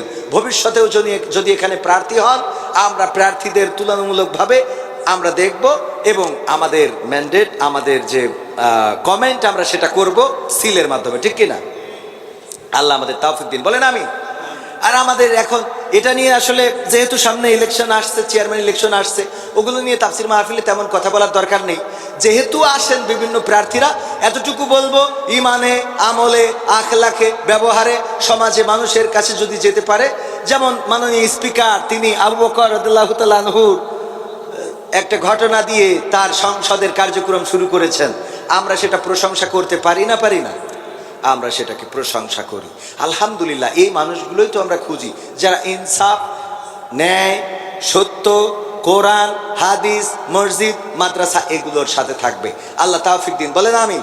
এগুলোর সাথে যারা নাই, দাড়িওয়ালা হোক, টুপিওয়ালা হোক, পাঞ্জাবিওয়ালা হোক, দাড়িপাল্লা হোক, তাদের সাথে আমরাও নাই। কথা মনে থাকবে? আল্লাহ কবুল করুন। তো আমাদের আরও উপস্থিত আছেন স্টেজে গণ্যমান্য ব্যক্তি, বিশেষ করে আমার আন্তর্জাতিক খ্যাতিসম্পন্ন কারি, ওনার তেলাওয়াত, উনি যতটুকু তেলাওয়াত করেছেন আমি আগেই বলেছি এই তেলাওয়াত সারা রাত নয়, আমি যদি সারা মাস ধরে ওয়াজ করি ওই তেলাওয়াতের সমপরিমাণ সওয়াব এই ওয়াজ শুনে আপনারা পাবেন বলে আমার মনে হয় না। আল্লাহ যদি দেন সেটা একান্ত আল্লাহ রাব্বুল আলামিনের ইখতিয়ার। তো আমাদের এত সুন্দর স্বনাম ধন্য একজন কারি পিছনে বসে আছেন, আরও গণ্যমান্য ব্যক্তিবর্গ আছেন, আমার সামনে উপবিষ্ট দিনদার ইমানদার মুসলমান ভাই ও বাবাজিরা, পর্দার অন্তরালে মা এবং বোনেরা, বিশেষ করে আমার কলিজার টুকরা যুবকেরা, যেই যুবকগুলো এখন R15 ছাড়া ওরা ডায়াং জেলিং এগুলো চালায় না, হ্যাঁ, এই গাড়ি ওরা মোটর চালাইতে পারবে না, এগুলো দিলে কান্নাকাটি করবে, নদীর ব্রিজের উপর নদীতে ফেলে দেবে। আইফোন আছে, হ্যাঁ, আমার সাবেক চেয়ারম্যান সাহেব উনি মনে করিয়ে দিলেন, আইফোন, এখন আইফোন একটা ট্রেন্ড, এটা হাতে না থাকলে হয় না, ছবি তোলে আরেকটা দিয়ে ওইটা রাখে হাতে, কেমন লাগে, ঠিক না বে ঠিক? তো এইগুলো থাকা লাগে। তো এখনকার সেই জেনারেশন এরা জানজি, তবে হ্যাঁ ভালো দিকও আছে না নাই? ভালো দিক হলো এই জাঞ্জিরা ফ্যাসিস্টকে বিদায় করেছে। এই জাঞ্জিরা জেগে উঠলে সমাজ পরিবর্তন হয়ে যায়, এই জাঞ্জিরা জেগে উঠলে চেয়ার পরিবর্তন হয়ে যায়, এই জাঞ্জিরা জেগে উঠলে সংসদ ধরে বাতিলেরা পালিয়ে যায়, বলেন ঠিক না? এই জন্য এই জাঞ্জিদের দরকার আছে না নাই? কিন্তু এই সম্পদটাকে কাজে লাগানো দরকার। আমরা তাদেরকে দূরে রেখে দিই, আমাদের যুবকরা ওদেরকে আমরা অবহেলা করি, ওদেরকে আমরা গুরুত্ব কম দিই, মূল্যায়ন কম দিই। আমার যুবকেরা, সোনার ছেলেরা, তোমরাই পারবে একদিন এই সমাজকে পরিবর্তন করে একটি খেলাফত কায়েম করে দিতে, এমন খেলাফত যেখানে ওমর রাদিয়াল্লাহু তাআলা আনহু কায়েম করেছিলেন। এত সুন্দর একটা সমাজ ছিল, যেই সমাজে নারীদের অধিকার ছিল, গরিবের অধিকার ছিল, যেই সমাজে মানুষের অভাব ছিল না, যেই সমাজে মানুষের দুঃখ দুর্দশা ছিল না, ধর্ষণ ছিল না, জেনা ছিল না, খুন ছিল না, গুম ছিল না, অপহরণ ছিল না, এমন একটি সমাজ আমাদের এই জাঞ্জিরা গড়ে দিতে পারে না, পারে না? আল্লাহ যেন যুবকদেরকে সেই সমাজ গড়ার তৌফিক দেন, পড়ছি আমিন। এবং আমার যুবকেরা সেটা করবেন ইনশাআল্লাহ। আজকের মাহফিলটাও তো আয়োজন করেছে মাগুরা পূর্বপাড়া যুব সমাজ, ঠিক কিনা? এই যুবকরা চাইলেই অনেক কিছু হয়, কিন্তু আমাদের অনেক মুরব্বী আল্লাহর ওলিরা আছে যারা যুবকদের মসজিদে পছন্দ করতে পারে না। বাচ্চারা মসজিদে যে একটু ক্যাঁচামেচা করলে ওর মাথা খারাপ হয়ে যায়।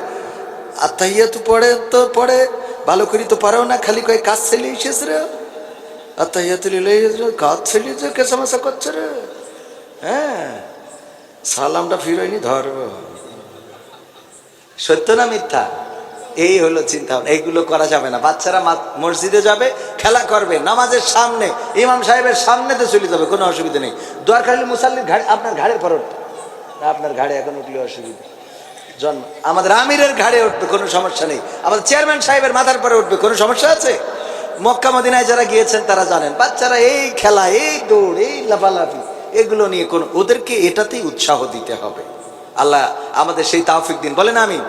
আরো একটা আমলের কথা বলে যায়, খুব ভালো আমল, এটা করবেন, সৌদিতে করেন, পুলিশেরা করেন, সৌদি দায়িত্বশীলরা করেন। আমার ভাইজান গিয়েছেন, ও মানে থাকেন, সেটা কি, পুলিশ ডিউটি করতেছে, পকেটের মধ্যে চকলেট রেখে দেয়, বাচ্চা শিশু দেখলে পকেট থেকে চকলেট বের করে দিয়ে দেয়।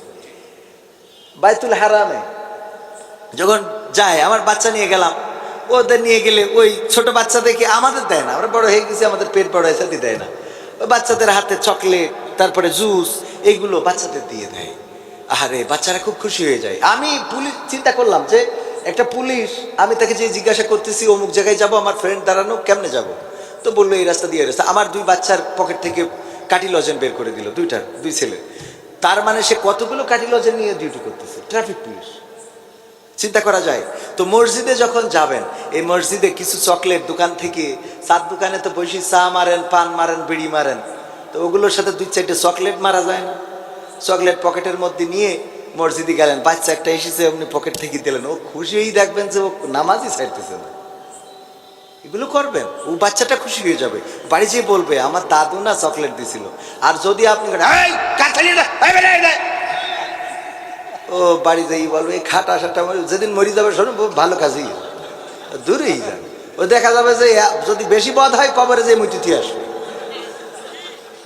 ঠিক না বে ঠিক?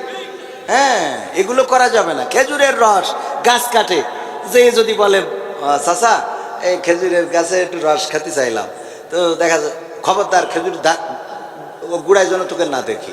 এই যদি বলে ও রস তো খায় খায় ভাই ভেঙতে আসে, ঠিক না বে ঠিক? আচ্ছা যদি সুন্দর করে বলে বাবা রস খাতে চাইছাও, রস তো আল্লাহ দেওয়া, খেজুর গাছ দেখো কাটলি রস হয়, খেয়ে একটু শুক্রিয়া আদায় করবা, আলহামদুলিল্লাহ এইটুক বলবা, ভাড়াটা একটু লাগাইতে আসানে, ও দেখা যাবে যে এত খুশি হবে, ও খেয়ে সুন্দর করে লাগাইতে বলবে আমাকে দাদার মতো দাদাই হয় না, দেখা যাবে ওই রাতি তোর রস যা হওয়ার দরকার তার থেকে বেশি হয়েছে। এই রস আল্লাহ এইভাবে বেশি দিতে পারে না, পারে না? আবু হুরায়রা রাদিয়াল্লাহু তাআলা আনহু বলছেন, ক্ষুধার যন্ত্রণায় কাতর, এত ক্ষুধার যন্ত্রণা, হারে কেউ দেখে না, কেউ তাকায় না। আবু বকর রাদিয়াল্লাহু তাআলা আনহু বের হয়ে আসলেন, তার সামনে পড়েছে। আবু হুরায়রা রাদিয়াল্লাহু তাআলা আনহু বলেন, আমি মনে করলাম আমার চেহারা দেখে, আমার অবস্থা দেখে আবু বকর রাদিয়াল্লাহু তাআলা আনহু হয়তো বুঝবেন আমি ক্ষুধায় কাতর, আমাকে খাবার দিবেন, খাওয়াবেন। কিন্তু না, আবু বকর রাদিয়াল্লাহু তাআলা আনহু আমাকে দেখলেন, সালাম দিলাম, জবাব দিলেন, মুস্কি হাসি দিয়ে চলে গেলেন, কোনো কথা বললেন না। এরপরে যখন ওমর রাদিয়াল্লাহু তাআলা আনহু তার সাথে দেখা হলো, আমি সালাম বললাম, চিন্তা করলাম, আবু হুরায়রা রাদিয়াল্লাহু তাআলা আনহু নিজে বর্ণনা করছেন, আমি চিন্তা করলাম ওমর রাদিয়াল্লাহু তাআলা আনহু হয়তো বুঝবেন আমার কষ্টটা, বুঝে আমাকে বলবেন, ওগো আবু হুরায়রা তোমার মুখটা এত মলিন কেন, তুমি কি 2-4 দিন কিছু খাও নাই নাকি, চলো তোমারে কিছু খাওয়াই। কিন্তু না, তিনিও বললেন না। এবার দেখা হলো আখেরি জামানার পয়গম্বর বিশ্ব নবী হযরত মুহাম্মদ সাল্লাল্লাহু আলাইহি সাল্লামের সাথে। বিশ্ব নবী আমাকে দেখলেন, আমি সালাম দিলাম, বলল, ওগো আবু হুরায়রা তোমার মুখটা এত মলিন কেন, তুমি কি 2-1 দিন হলো কিছু খাও না? বুঝেছেন কে? আল্লাহর নবী বুঝে ফেলেছেন। আবু হুরায়রা বললেন, ওগো নবী আসলেই তাই, আমি ক্ষুধার্ত, আমি 2-1 দিন হয়ে গেল তেমন খাবারের কোনো ব্যবস্থা করতে পারি নাই। ওগো নবী গো, আবু বকর রাদিয়াল্লাহু তাআলা আনহুকে দেখলাম, দেখা হলো, আমার দিকে তাকালেন, বুঝলেন না। ওমর রাদিয়াল্লাহু তাআলা আনহুকে দেখলাম, দেখা হলো, সালাম বললাম, তিনিও আমাকে দেখে বুঝলেন না আমি ক্ষুধার্ত, কিন্তু আপনি বুঝতে পেরেছেন গো নবী, আসলেই আমি ক্ষুধার্ত, একটু ক্ষুধার যন্ত্রণায় আছি গো নবী। আল্লাহর নবী বললেন, চলো আমার বাড়িতে যাই, দেখি বাড়িতে কিছু আছে নাকি। বাড়িতে যে আম্মা আয়েশা রাদিয়াল্লাহু তাআলা আনহাকে ডাক দিয়ে বললেন, ওগো আয়েশা দুধ আছে, দুগ্ধ রাখা আছে। আল্লাহর নবী বললেন, কতটুকু? বলল, যতটুকু আছে একজন হয়তো কোন রকম ক্ষুধা নিবারণ করতে পারবে। আল্লাহর নবী বললেন, আবু হুরায়রা এবার যাও, আসহাবে সুফফায় যত সাহাবী আছে সকল সাহাবীদেরকে ডেকে নিয়ে আসো। আবু হুরায়রা রাদিয়াল্লাহু তাআলা নূর মাথা গরম হয়ে গেছে, আমি খিদের জ্বালায় বাঁচতেছি না, দুধ আছে একজন, খালি কোন রকম পেটটা ভরবে, আর কয়েকজন সাহাবী যত আছে 14 গোষ্ঠী সব ডেকে নিয়ে যাও। আবু হুরায়রা রাদিয়াল্লাহু তাআলা আনহু বর্ণনা করছেন, আমি মনটা খারাপ হয়ে গেল আমার, যে যেই দুধটা আমার একারই হবে না, আবার আসহাবে সুফফায় যত সাহাবী ওই যে মসজিদে থাকতেন, জানেন আপনারা, এত তো ব্যাখ্যা করার দরকার নাই, যে ওখানে এসে দিন শিখতেন, কোরআন শিখতেন, বিশ্বনবীর সহযোগিতা করতেন, তো এই মানুষগুলোকে ডেকে নিয়ে যেতে বললো। আবু হুরায়রা রাদিয়াল্লাহু তাআলা আনহু মন খারাপ করে তারপরে মানে অনিচ্ছা সত্ত্বেও ডেকে নিয়ে গেছেন। আবু হুরায়রা রাদিয়াল্লাহু তাআলা আনহু বর্ণনা করেছেন, বিশ্বনবী সাল্লাল্লাহু আলাইহি সাল্লাম এবার বললেন, আবু হুরায়রা এবার তুমি ওই পাত্রটা নাও আর গ্লাস দাও, দিয়ে সব সাহাবীদের পাত্রে ওই পানির পাত্রে ঢেলে দাও এবং পান করতে বলো। আল্লাহর নবীর সাহাবী আবু হুরায়রা রাদিয়াল্লাহু তাআলা আনহু বললেন, আমি পান করানোর জন্য সবাইকে গ্লাস ভরে ভরে দুগ্ধ দান করলাম। সবার গ্লাস ভরে ভরে যখন মগ থেকে দুধ দিলাম, পান করলো, এবার আমার পালা পড়লো। বললো, আবু হুরায়রা এবার তুমি গ্লাস নাও। আল্লাহর নবী ঢেলে দিলেন, গ্লাস নিয়ে পান করলাম। 1 গ্লাস পান করার পরে বললেন, আবার গ্লাস নাও, আবার ঢাললেন, পান করলাম। তৃপ্তি সহকারে কি খাওয়া হয়েছে? আমি বললাম, ওগো নবী আমার পেট পরিপূর্ণ হয়ে গেছে। বলল, আবার খাও। আবার ভরে দিল, আমার মনে হচ্ছিল আমার পেটটা ফেটে যাবে। এত খাওয়ার পরেও এবার বললেন, ওগো আবু হুরায়রা তুমি তো মনটা খারাপ করেছিলে, পাত্রে দেখো এখনো দুধ আছে কি নাই। পাত্রে আবু হুরায়রা রাদিয়াল্লাহু তাআলা আনহু বলেন, আমি দেখলাম যতটুকু দুধ দিয়ে শুরু করেছিলাম ততটুকু দুধ আবার ওই পাত্রেই রয়ে গিয়েছে। বলেন সুবহানাল্লাহ। এটা করার মালিক কে? এটা বেশি অনেকেই বলে বৈজ্ঞানিক ব্যাখ্যা কি, বৈজ্ঞানিক ব্যাখ্যার দরকার নাই তো। আজ থেকে যদি 50 বছর আগে কেউ বলতো যে 1 বিঘা জমিতে 20 মণ ধান হবে, কোনো মানুষ বিশ্বাস করত? বিশ্বাস করতেন বাবা? একটা মুরগির ওজন 5 কেজি ছাড়াই যাবে, 7 কেজি 8 কেজি হবে, এইটা যদি 10 বছর আগে কেউ বলতো, কান সারা দিবান থাবা তুমি, মুরগি গরু বানাবা তুমি, কথা কয় না, ঠিক না বেঠিক? এই জমির মধ্যে, যেই জমিতে 5 মণ ধান ফলাইতে পারতো না, সে নেন 35 মণ 40 মণ ধান ফলায়। আমি নিজেও বিশ্বাস করিনি, মাঝে মাঝে একজন বলছে আমি নিজে পাইছি, তা আপনি বিশ্বাস করবেন না? 35 মণ, হ্যাঁ, মাঝে মধ্যে মানে 35 মণ পেয়ে যায়, বিশ্বাস হয় না, কিন্তু ওজনতে পাওয়া যায়। তাহলে যাবেন কোথায়? এটা উন্নয়ন, কার উন্নয়ন আর কলাম না, ঠিক আছে? কথা সত্য বলছি না মিথ্যা বলছি? এ দেয়ার মালিক কে? আরে বাবা আল্লাহ রাব্বুল আলামিন, দেয়ার মালিক। বেশি চিন্তা করার দরকার নেই তো, বিজ্ঞানীরা ব্যাখ্যা করুক তো। এখানে দাঁড়ানো নারকেল গাছ, এখানে দাঁড়ানো তাল গাছ, এখানে দাঁড়ানো খেজুর গাছ, এখানে দাঁড়ানো কলা গাছ, সব গাছগুলো কাটলেন, কিছু পানি বের হইল, একই পানি জমিন থেকে নিল। খেজুর গাছে কি এমন হিকমা আল্লাহ রাব্বুল আলামিন দিয়ে দিলেন।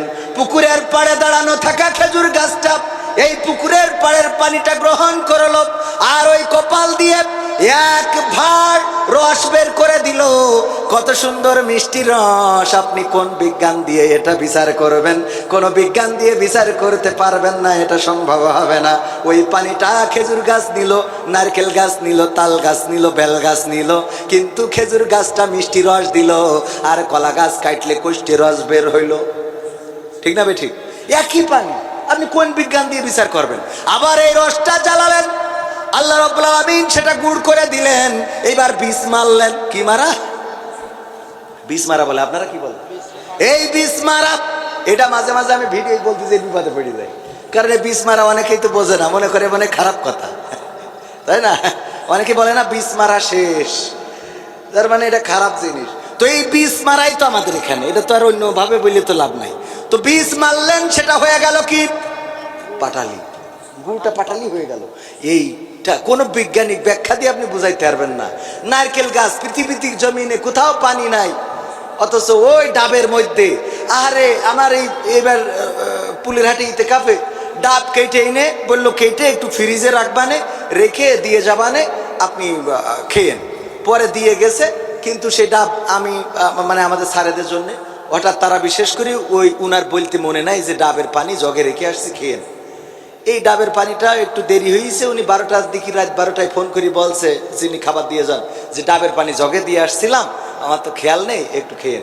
ওমা 12টার পরে যে জগ খুলি দেখি এত গন্ধ, মানে নষ্ট হয়ে গেছে পানি। অথচ এই ডাবের মধ্যে রেখে আপনি টানা রোদি ফেলায় রাখিছেন 5 দিন, বোদের মধ্যে পুঁতি রাখিছেন। কোন আল্লাহ কি সিস্টেম করে দিয়েছে যে ওই পানিটা নষ্ট হয় না? বলেন হয়? কোনো এয়ার কন্ডিশন লাগলো না, ফ্রিজ লাগলো না, কিছু লাগলো না, অথচ পানিটা নষ্ট হইল না। এই কুদরতটা কার?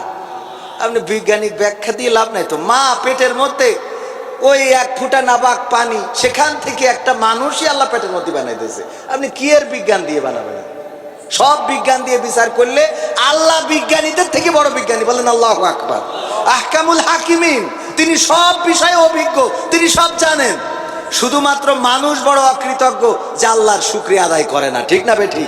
তাল গাছের কথা বলছিলাম, দেখেন এই তাল গাছটা, ওই ছোট তাল হইলে সেটা কাটলে ওর মধ্যে কি, ছোট তাল কাটলে আল্লাহ রস দেয়, রস দেয় না? এরপরে একটু বড় হইলে কাটলে ওর চোখ খাওয়া যায়, এরপরে আরেকটু বড় হইলে পাকলে ওইটার খোসা দিয়ে কি করা যায়? পিঠা বানানো যায়। এরপরে আটিটা ফেলে রাখলে আবার ওইটা কাটলে ওর মধ্যে খম্বল না ভম্বল কি হয়, ওইটাও খাওয়া যায়। এরপরে তাল গাছ যদি কোনোভাবে মরি যায়, ওইটা দিয়ে আবার ডুঙা বানানো যায়। হ্যাঁ, এখনো বাকি আছে তো। এরপরে কারেন্ট নাই, বিদ্যুৎ নাই, জ্বালানি শেষ, গরম লাগতেছে, তোমার হাত পাখার বাতাসে প্রাণ জুড়িয়ে আসে, আরো কিছু সময় তুমি থাকো আমার পাশে, থাকো আমার পাশে। মনে আছে না? এই হাত পাখা কোথা থেকে আসে? এই তাল গাছ থেকে। আরে এরপরেও বান্দারা শুকরিয়া আদায় করে না। কয়টা কথা বলবো, অধিক যাব না। পবিত্র কোরআনের সূরা তাহরিমের 6 নম্বর আয়াতের একটুখানি অংশ তেলাওয়াত করেছি, মনে আছে আপনাদের? মনে আছে? ইয়া আইয়ুহাল্লাযীনা আমানু কু আনফুসাকুম ওয়া আহলিকুম নারা। ওগো আল্লাহ রাব্বুল আলামিন ডাক দিয়ে বলছো, ওগো ঈমানদারেরা শোনো, ওগো ঈমানদার যারা অভয়নগরের, তোমরা শোনো, তোমাদেরকে আমি সাবধান করে দিয়ে বলি, তোমরা ওই জাহান্নামের আগুন থেকে নিজেরা নিজেদেরকে বাঁচাও এবং তোমাদের আহালদেরকে বাঁচাও। বলেন আল্লাহু আকবার। এবার নিজেরা বাঁচলাম, আহালদেরকে বাঁচালাম কিনা একটু বিচার করার দরকার আছে না নাই? আবার নিজেরাও নিজেদেরকে আগুন থেকে বাঁচালাম কিনা সেটাও একটু বিচার করার দরকার আছে না নাই? সেই ব্যাপারে আপনাদেরকে একটু নসিহা করব, সেই ব্যাপারে একটু জানাবো। যদি শেষ পর্যন্ত থাকতে চান, রাজি আছেন? লিল্লাহি তাকবীর। আল কোরআনের আলো, আল হাদিসের আলো, আমার নেতা তোমার নেতা, নারায়ে তাকবীর। থাকা যাবে আর একটু সময়, আর 10-15 মিনিট থাকবেন ইনশাআল্লাহ। এখনো সঙ্গীত তো শোনাই নাই, সঙ্গীত শোনাইছি, 2-4টে সঙ্গীত শোনানো দরকার। শিল্পী মানুষ, এখানে নামেই তো লিখে রাখছে সঙ্গীত শিল্পী, সুতরাং শিল্পীর মান রাখতে যেয়ে 2-একটা সঙ্গীতও শোনানো দরকার আছে। আবার আলোচনাও এখনো শুরু করি নাই। আল্লাহ রাব্বুল আলামিন পরকালে বলবেন, ইকরা কিতাবাকা কাফা বিনাফসিকা আল-ইয়াওমা আলাইকা হাসিবা। পড়ো তোমার কিতাব, পড়ে তুমি তোমার হিসাব করার জন্য নিজেই যথেষ্ট। তো আমাদের কিতাব যেহেতু ধরিয়ে দিবেন, সেই কিতাবে কিছু ভালো কাজ তুলে রাখার দরকার আছে না নাই? আমলের কিতাবে ভালো কাজ তুলে রাখার দরকার আছে না নাই? প্রতিটা পৃষ্ঠায় পৃষ্ঠায় আমরা দেখবো অন্যায় অন্যায় অন্যায়, অপরাধ অপরাধ, গুনাহ, জেনা, ব্যভিচার, চুরি, ছিনতাই, খুন, রাহাজানি, সাদাবাজি, সন্ত্রাসী, মাস্তানি, এগুলো আছে না নাই? মাস্তানি, সন্ত্রাসী, এগুলোর সাথে আমরা খুবই অভ্যস্ত। কিন্তু আমলের, নেক আমলের খাতাটা বড্ড খালি হয়ে আছে। এরকম মানুষ এখানে আছে না নাই? আমি নিজেকে দিয়েও মাঝে মাঝে চিন্তা করি, আমার এমন অপরাধ আছে, যদি মা জানতো ভাত রান্না করে খাওয়াতো না, বাবা জানলে বাড়ি থেকে ঘাড় ধরে বের করে দিত, যদি গ্রামবাসী জানতো গ্রামে ঢুকতে দিত না, চেয়ারম্যান জানলে আমারে বিচার করতো, সালিশ বসাইতো, আপনারা জানলে আমার এই স্টেজে ওয়াজ করতে দিতেন না। এই অপরাধ জানেন কে? এমন অনেক অপরাধ আছে, যে অপরাধ যদি আমার মা জানতো, বলতো এমন সন্তান তো পেটে ধরি নাই। বাবা জানলে বলতো আমারে বাবা বলে পরিচয় দিবি না। সন্তান জানলে বাবা বলে ডাকতো না। স্ত্রী জানলে সংসারটা টিকতো না। এমন অনেক অপরাধ আছে, যে অপরাধ যদি গ্রামের মানুষ জানতো, তাইলে আমার দেখে থুতু নিক্ষেপ করতো। এমন অনেক অপরাধ আছে, যদি আপনারা জেনে যেতেন, তাইলে এই স্টেজে ওয়াজ করতে দিতেন না। এমন অপরাধ পৃথিবীর মানুষ না জানলেও জানেন কি? আল্লাহ যেহেতু জানেন, সেই আল্লাহর জন্য মনটা একটু সঁপে দেন। সেই আল্লাহর জন্য আজকের রাতটা একটু কুরবানি করে দিই। ওগো আল্লাহ, তুমি তো সব জানো রে, আমাদের জীবনের জানা অজানা, বুঝে না বুঝে শয়তানের ওয়াসওয়াসায় পড়ে নফসের খায়েশায় এমন অনেক গুনাহ করেছি, যেই গুনাহ তুমি আমলের খাতায় তুলে ধরেছো। আর পরকালে বলবা, ইকরা কিতাবাকা কাফা বিনাফসিকা আল-ইয়াওমা আলাইকা হাসিবা। পড়ো তোমার কিতাব, পড়ে তোমার হিসাব তুমি করার জন্য যথেষ্ট। ওই দিন আল্লাহ বিপদে পড়ে যাব। সুতরাং তুমি আমাদের ওই কিতাব থেকে আমাদের গুনাহগুলো ডিলিট করে দাও, আমাদের গুনাহগুলো মুছে দাও। আল্লাহ রাব্বুল আলামিন চাইলে মুছে দিতে পারে না? পারে না? পারে না? পারে না? সেই আল্লাহর ক্ষমা চাওয়ার জন্য, সেই আল্লাহর থেকে ক্ষমা প্রাপ্ত হওয়ার জন্য আজকের এই রাতটা আমরা কুরবানি করে দেব। ও আমার ভাইয়েরা, আমার আলোচনার আগে শুধুমাত্র 5টা মিনিট আপনাদের কাছ থেকে নিতে চাই। কয় মিনিট? 5 মিনিট। আর এরপরে আলোচনা করো 5। এই বাবা, উঠা যাবে না শোনা। 5টা মিনিট দেবেন তো ইনশাআল্লাহ? 5টা মিনিট দেবেন না? এটা এখনো কিন্তু ওই নবীদের, বনি ইসরাইলদের সেই ঘটনাটা বলিনি, মনে আছে আপনাদের? বনি ইসরাইলদের ওই ঘটনাটা শুনতেই হবে, কারণ এটা আপনাদের জন্য, আমাদের সকলের জন্য দরকার। তাছাড়া যে আয়াতের অংশ পড়েছি সেটাও দরকার। আমার ক্যামেরা পার্সন কই? আমরা ওয়াজ শুনি কিন্তু আমল করি না, এরা মানুষ আসি না নাই? আমাদের এই যে মাঝে মাঝে আমি একটা গল্প বলি, এটা ম্যাজিক দেখানোর জন্য দিলে নাকি? মাঝে মাঝে একটা গল্প বলি। এই গল্পটা হলো, ওই যে ইঁদুর হয়েছে আমাদের সাবেক চেয়ারম্যানের বাসায়। তো চেয়ারম্যান সাহেবের স্ত্রী বলতেছে সারাদিন খালি শুধু রাজনীতি করি বেড়াও, কেন একটু ইয়ে করা যায় না, তোমার এই যে একটা বিড়াল দেখে নিয়ে আসা যায় না? ইঁদুরি আমার ল্যাব বালিশ খেতা বালিশ সব কেটে দিচ্ছে, মা শখ করি যে খেতা সেলাই করে দিয়েছিল তাও কেটে দেয়। তো উনি একটা বিড়াল মোটামুটি খুঁজে নিয়ে যেয়ে দিয়েছে। এখন এই বিড়াল খাই দেয় আর ইঁদুরদের দৌড়ের উপরে রাখে। ইঁদুরদের তো মিজাজ খারাপ হয়ে গেছে যে এতদিন 17 বছর করি খেলাম, কেউ কিছু বললো না, এরা কই থেকে আসলো? তো এদের ধরার দরকার। দেখিছে জনসভা আসবে কে? ঢাকার থেকে ইঁদুরদের যে সভাপতি সে আসবে। এসেছে জনসভা হইলো আমাদের চেয়ারম্যান সাহেবের রান্নাঘরে সাইডের উপরে। জনসভায় রাত্রি 12টার সময় বলছে কি হয়েছে বলো, বলছে কি হয়নি তাই কো, কি হয়েছে তা সেটা তো কবা।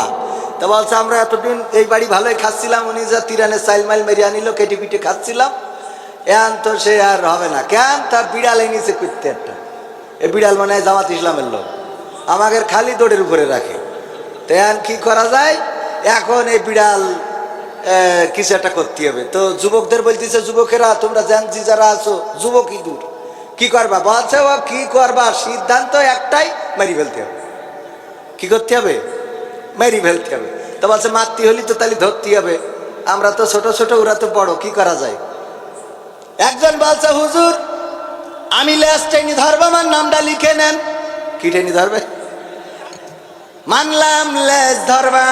আর একজন ওখান থেকে বলছে হুজুর আমার নামটা লেখেন, আমি পিছনের বাম পাশের পা টেনে ধরবো। আর একজন বলছে হুজুর আমার নামটা লেখেন, আমি পিছনের ডান পাশের পা টেনে ধরবানে। আর একজন সামনেতে বলছে যেহেতু আমরা সামনে তাহলে সামনের ডান পাশের ঠ্যাংটা নিলাম।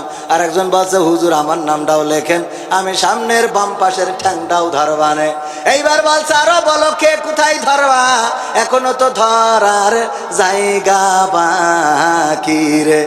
আর কেউ কোনো কথা বলে না, বলে না, বলে না, বলে না, বলে না। সভাপতি বলছে বলো আর কে কোথায় ধরবা, কেউ আর কথা বলে না। এইবার ইঁদুরদের সভাপতি বলছে বাবারাই আমার লেজ ধরার ইঁদুর পাওয়া গেল, পা ধরার ইঁদুর পাওয়া গেল, ঠ্যাং ধরার ইঁদুর পাওয়া গেল রে, কিন্তু যেই জায়গায় ম্যাও ম্যাও করে ওই এনে ধরার মতো কারোর পাইলাম না রে। কথা কি বোঝা গেছে? কারণ সব টেনে ধরবা কিন্তু ম্যাও করে দেন ওইটাই তো ভয় জায়গা। সভাপতি সাহেব তাহলে ওই জায়গায় ধরার দরকার না? তো ওই জায়গায় ধরার জন্য আপনারও দরকার আছে, কারণ সবাই 10 মিলে ধরি কাজ হারি জিতি নাই লাজ। ওই জায়গায় ধরার জন্য 2 দিন ব্যাপী মাহফিল, খরচটা একটু বেশি। মাই গতকালকে মাহফিল হয় নাই, কিন্তু ওরা ভাড়া কি কম নেবে নাকি? ওনাদের সাথে 2 দিনের কন্ট্রাক্ট, ঠিক না বেঠিক? বক্তা একটা আইলো গতকাল আসতে যেয়ে শুকনো করতে ফিরে গেছে, তাও তার টাকা দিয়া লেগেছে। শুকনো করতে দেখি এমনি পেট্রোল পাওয়া যাচ্ছে না, গাড়ির তেল ফুটিয়েছে না, ওটা দিয়েছে, দিয়া লেগেছে মানে ওইরাই শখ করে দিয়েছে যে হুজুর যেহেতু আসিছেন এই পর্যন্ত তা আমরা দিলাম। তার মানে খরচ কি কমেছে বলেন? খরচ যেহেতু বেড়েছে সুতরাং এই মাহফিলের জন্য একটু ম্যাও করা জায়গায় ধরতে হবে। যদি কেউ উঠে যান তাহলে বুঝে নেব ম্যাও করা ধরা, ম্যাও করা জায়গায় ধরার ইচ্ছা আপনাদের নাই। আমি প্রথমে 500 টাকা দিয়ে ওই জায়গায় ধরলাম, এইবার কিরা কত দেবেন? খুব তাড়াতাড়ি করে, খুব তাড়াতাড়ি করে 500, 1000, 200, 300 যে যা পারেন খুব তাড়াতাড়ি এই দেওয়ার পরে আলোচনা সঙ্গীত, এই যুবকদের আয়োজন। ওই যে আমার চাচা জান আসছে, দেখেন একটু হাত বাড়াইয়ে নেন। আমার চাচা কত দিল রে মাসা না? কার পয়লা বেতনের? পয়লা বেতনের টাকা না রায় থাকবে। ওরে বাবা এত টাকা দেবে আমি তো বুঝতেই পারিনি। 4100 টাকা, 4100 টাকা উনার ছেলে শিক্ষকতার চাকরি পেয়েছে, প্রথম মাসের বেতন পুরা বেতনটাই এখানে দিয়ে দিয়েছে। আল্লাহ দানকে কবুল করে নাও। যারা যে সন্তান চাকরি করে চাকরিতে প্রমোশন দিয়ে দাও, বলেন আমিন। বেতন যেন বেড়ে যায়, বলেন আমিন। আল্লাহ রাব্বুল আলামিন। এটা কিনা আমাদের থানা আমির, লিল্লাহি তাকবীর। এখন জামাতরাও এখন টাকা দিতে পারে, তারা মানে চাইল্ড টাইল পাচ্ছে, কথা কয় না। তারা হলে আগে খালি এসে ইয়ানত নিয়ে যেত, এখন দেখছে উল্টো। এরা খুব খুশি। মাশাআল্লাহ আপনার সাথে দেখাইছিল না আগে? হ্যাঁ সাউন্ড মাইক উনি 500 না দিয়ে একদিনের ভাড়া মাফ করে দিলি হয়ে যেত। ঠিক না ভাই? ঠিক। আমার ভাইজান 500 টাকা দিলেন জামাতের মুহতারাম থানা আমির 3000 টাকা লিল্লাহি তাকবীর দিয়ে গিয়েছিলেন। আল্লাহ দানকে কবুল করে নাও, আপনজন যারা কবরে মাফ করে দাও আল্লাহ। যাদের মা নাই, বাবা নাই, দাদা নাই, দাদি নাই, আমার মা বোনদের পর্দার অন্তরালে যারা আছেন, আমার মা বোনদেরকেও বলবো, অনেক মায়ের মা বাবা চিরজনমের মতো বিদায় নিয়ে চলে গেছে। যে সেই মা সকল মা বোনেরা পিতা মাতার নাজাতের জন্যে, আল্লাহর কোরআনের মাহফিলের জন্যে 500, 1000, 2000, 200, 300 আর কে আছেন? আছেন খুব তাড়াতাড়ি। 500, 1000 সভাপতি সাহেব, আমাদের আলহাজ সভাপতি সাহেব, যিনি ইতিপূর্বে স্কুলেরও সভাপতি ছিল, মাস্টার লুৎফর রহমান সাহেব, উনিও একটু শরীক হবেন ইনশাআল্লাহ। আপনারা আর কে আছেন? 500, 100, 200, 300, 500, 1000। মঈনুদ্দিন নামের একজন বাবার জন্য দোয়া চাই, 500 টাকা, 50 টাকা বাকিতে আল্লাহ দানকে কবুল করে দিয়ে দিয়েছে। আল্লাহ কবুল করে নাও, নেখায়াত দান করে দাও। একটু আমার ভাইজান 100 টাকা এসে দিয়ে গেল, আল্লাহ দানকে কবুল করে নাও। পিতা মাতা, দাদা দাদি, নানা নানি, আপনজন যারা কবরে মাফ করে দাও।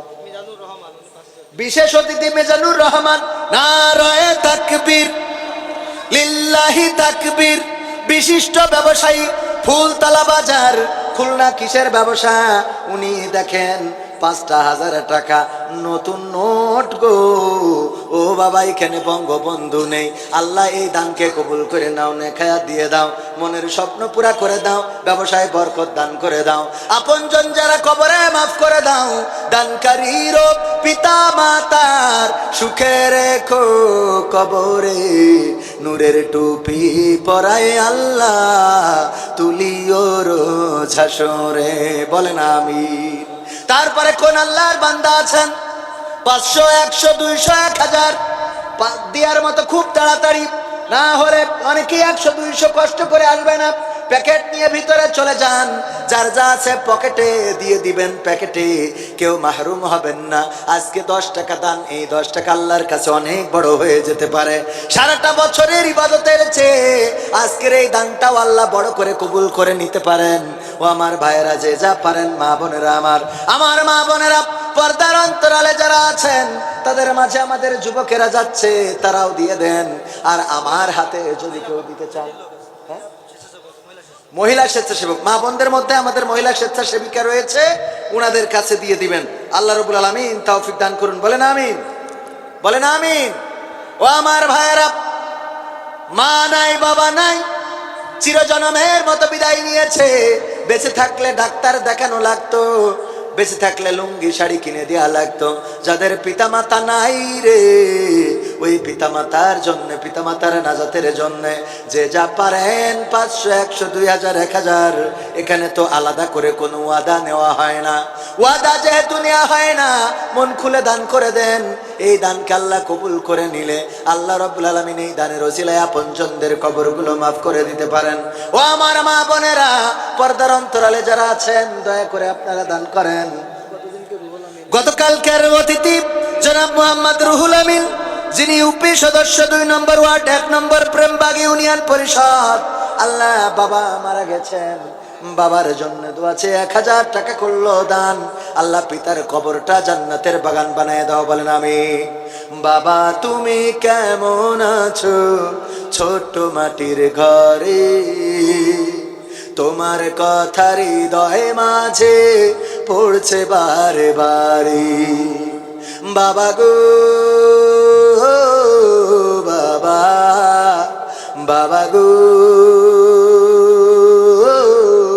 বাবা, বাবা গো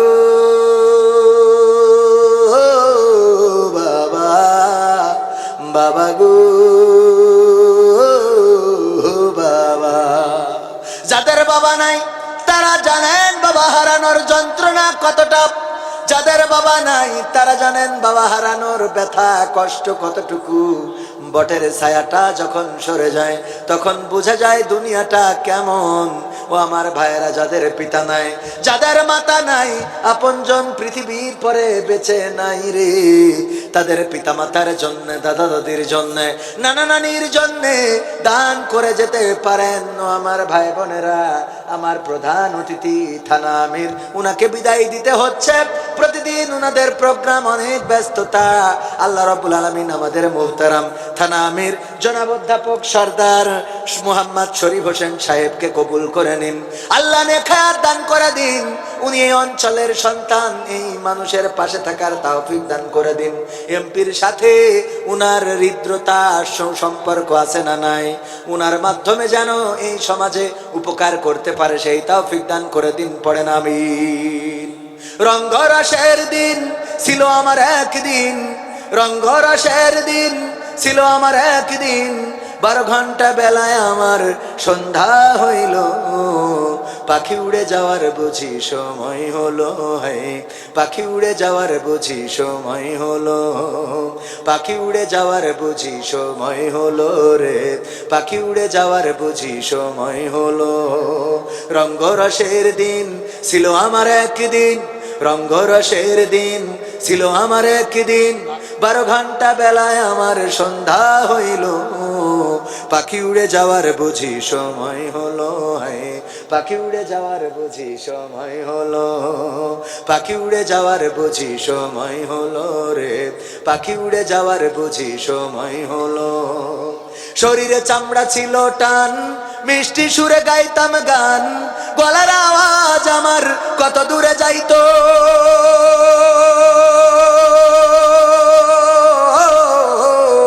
শরীরে চামড়া ছিল টান, মিষ্টি সুরে গাইতাম গান, গলার আওয়াজ আমার কত দূরে যাইতো।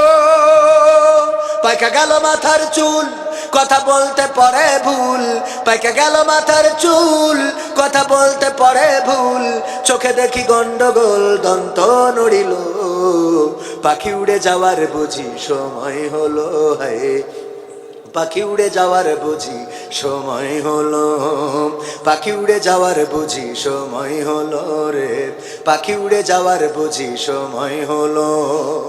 ঘন ঘন আসে দম, কানেতে শুনি কম, পিছে পিছে জম আমার ঘুরতে লাগিল,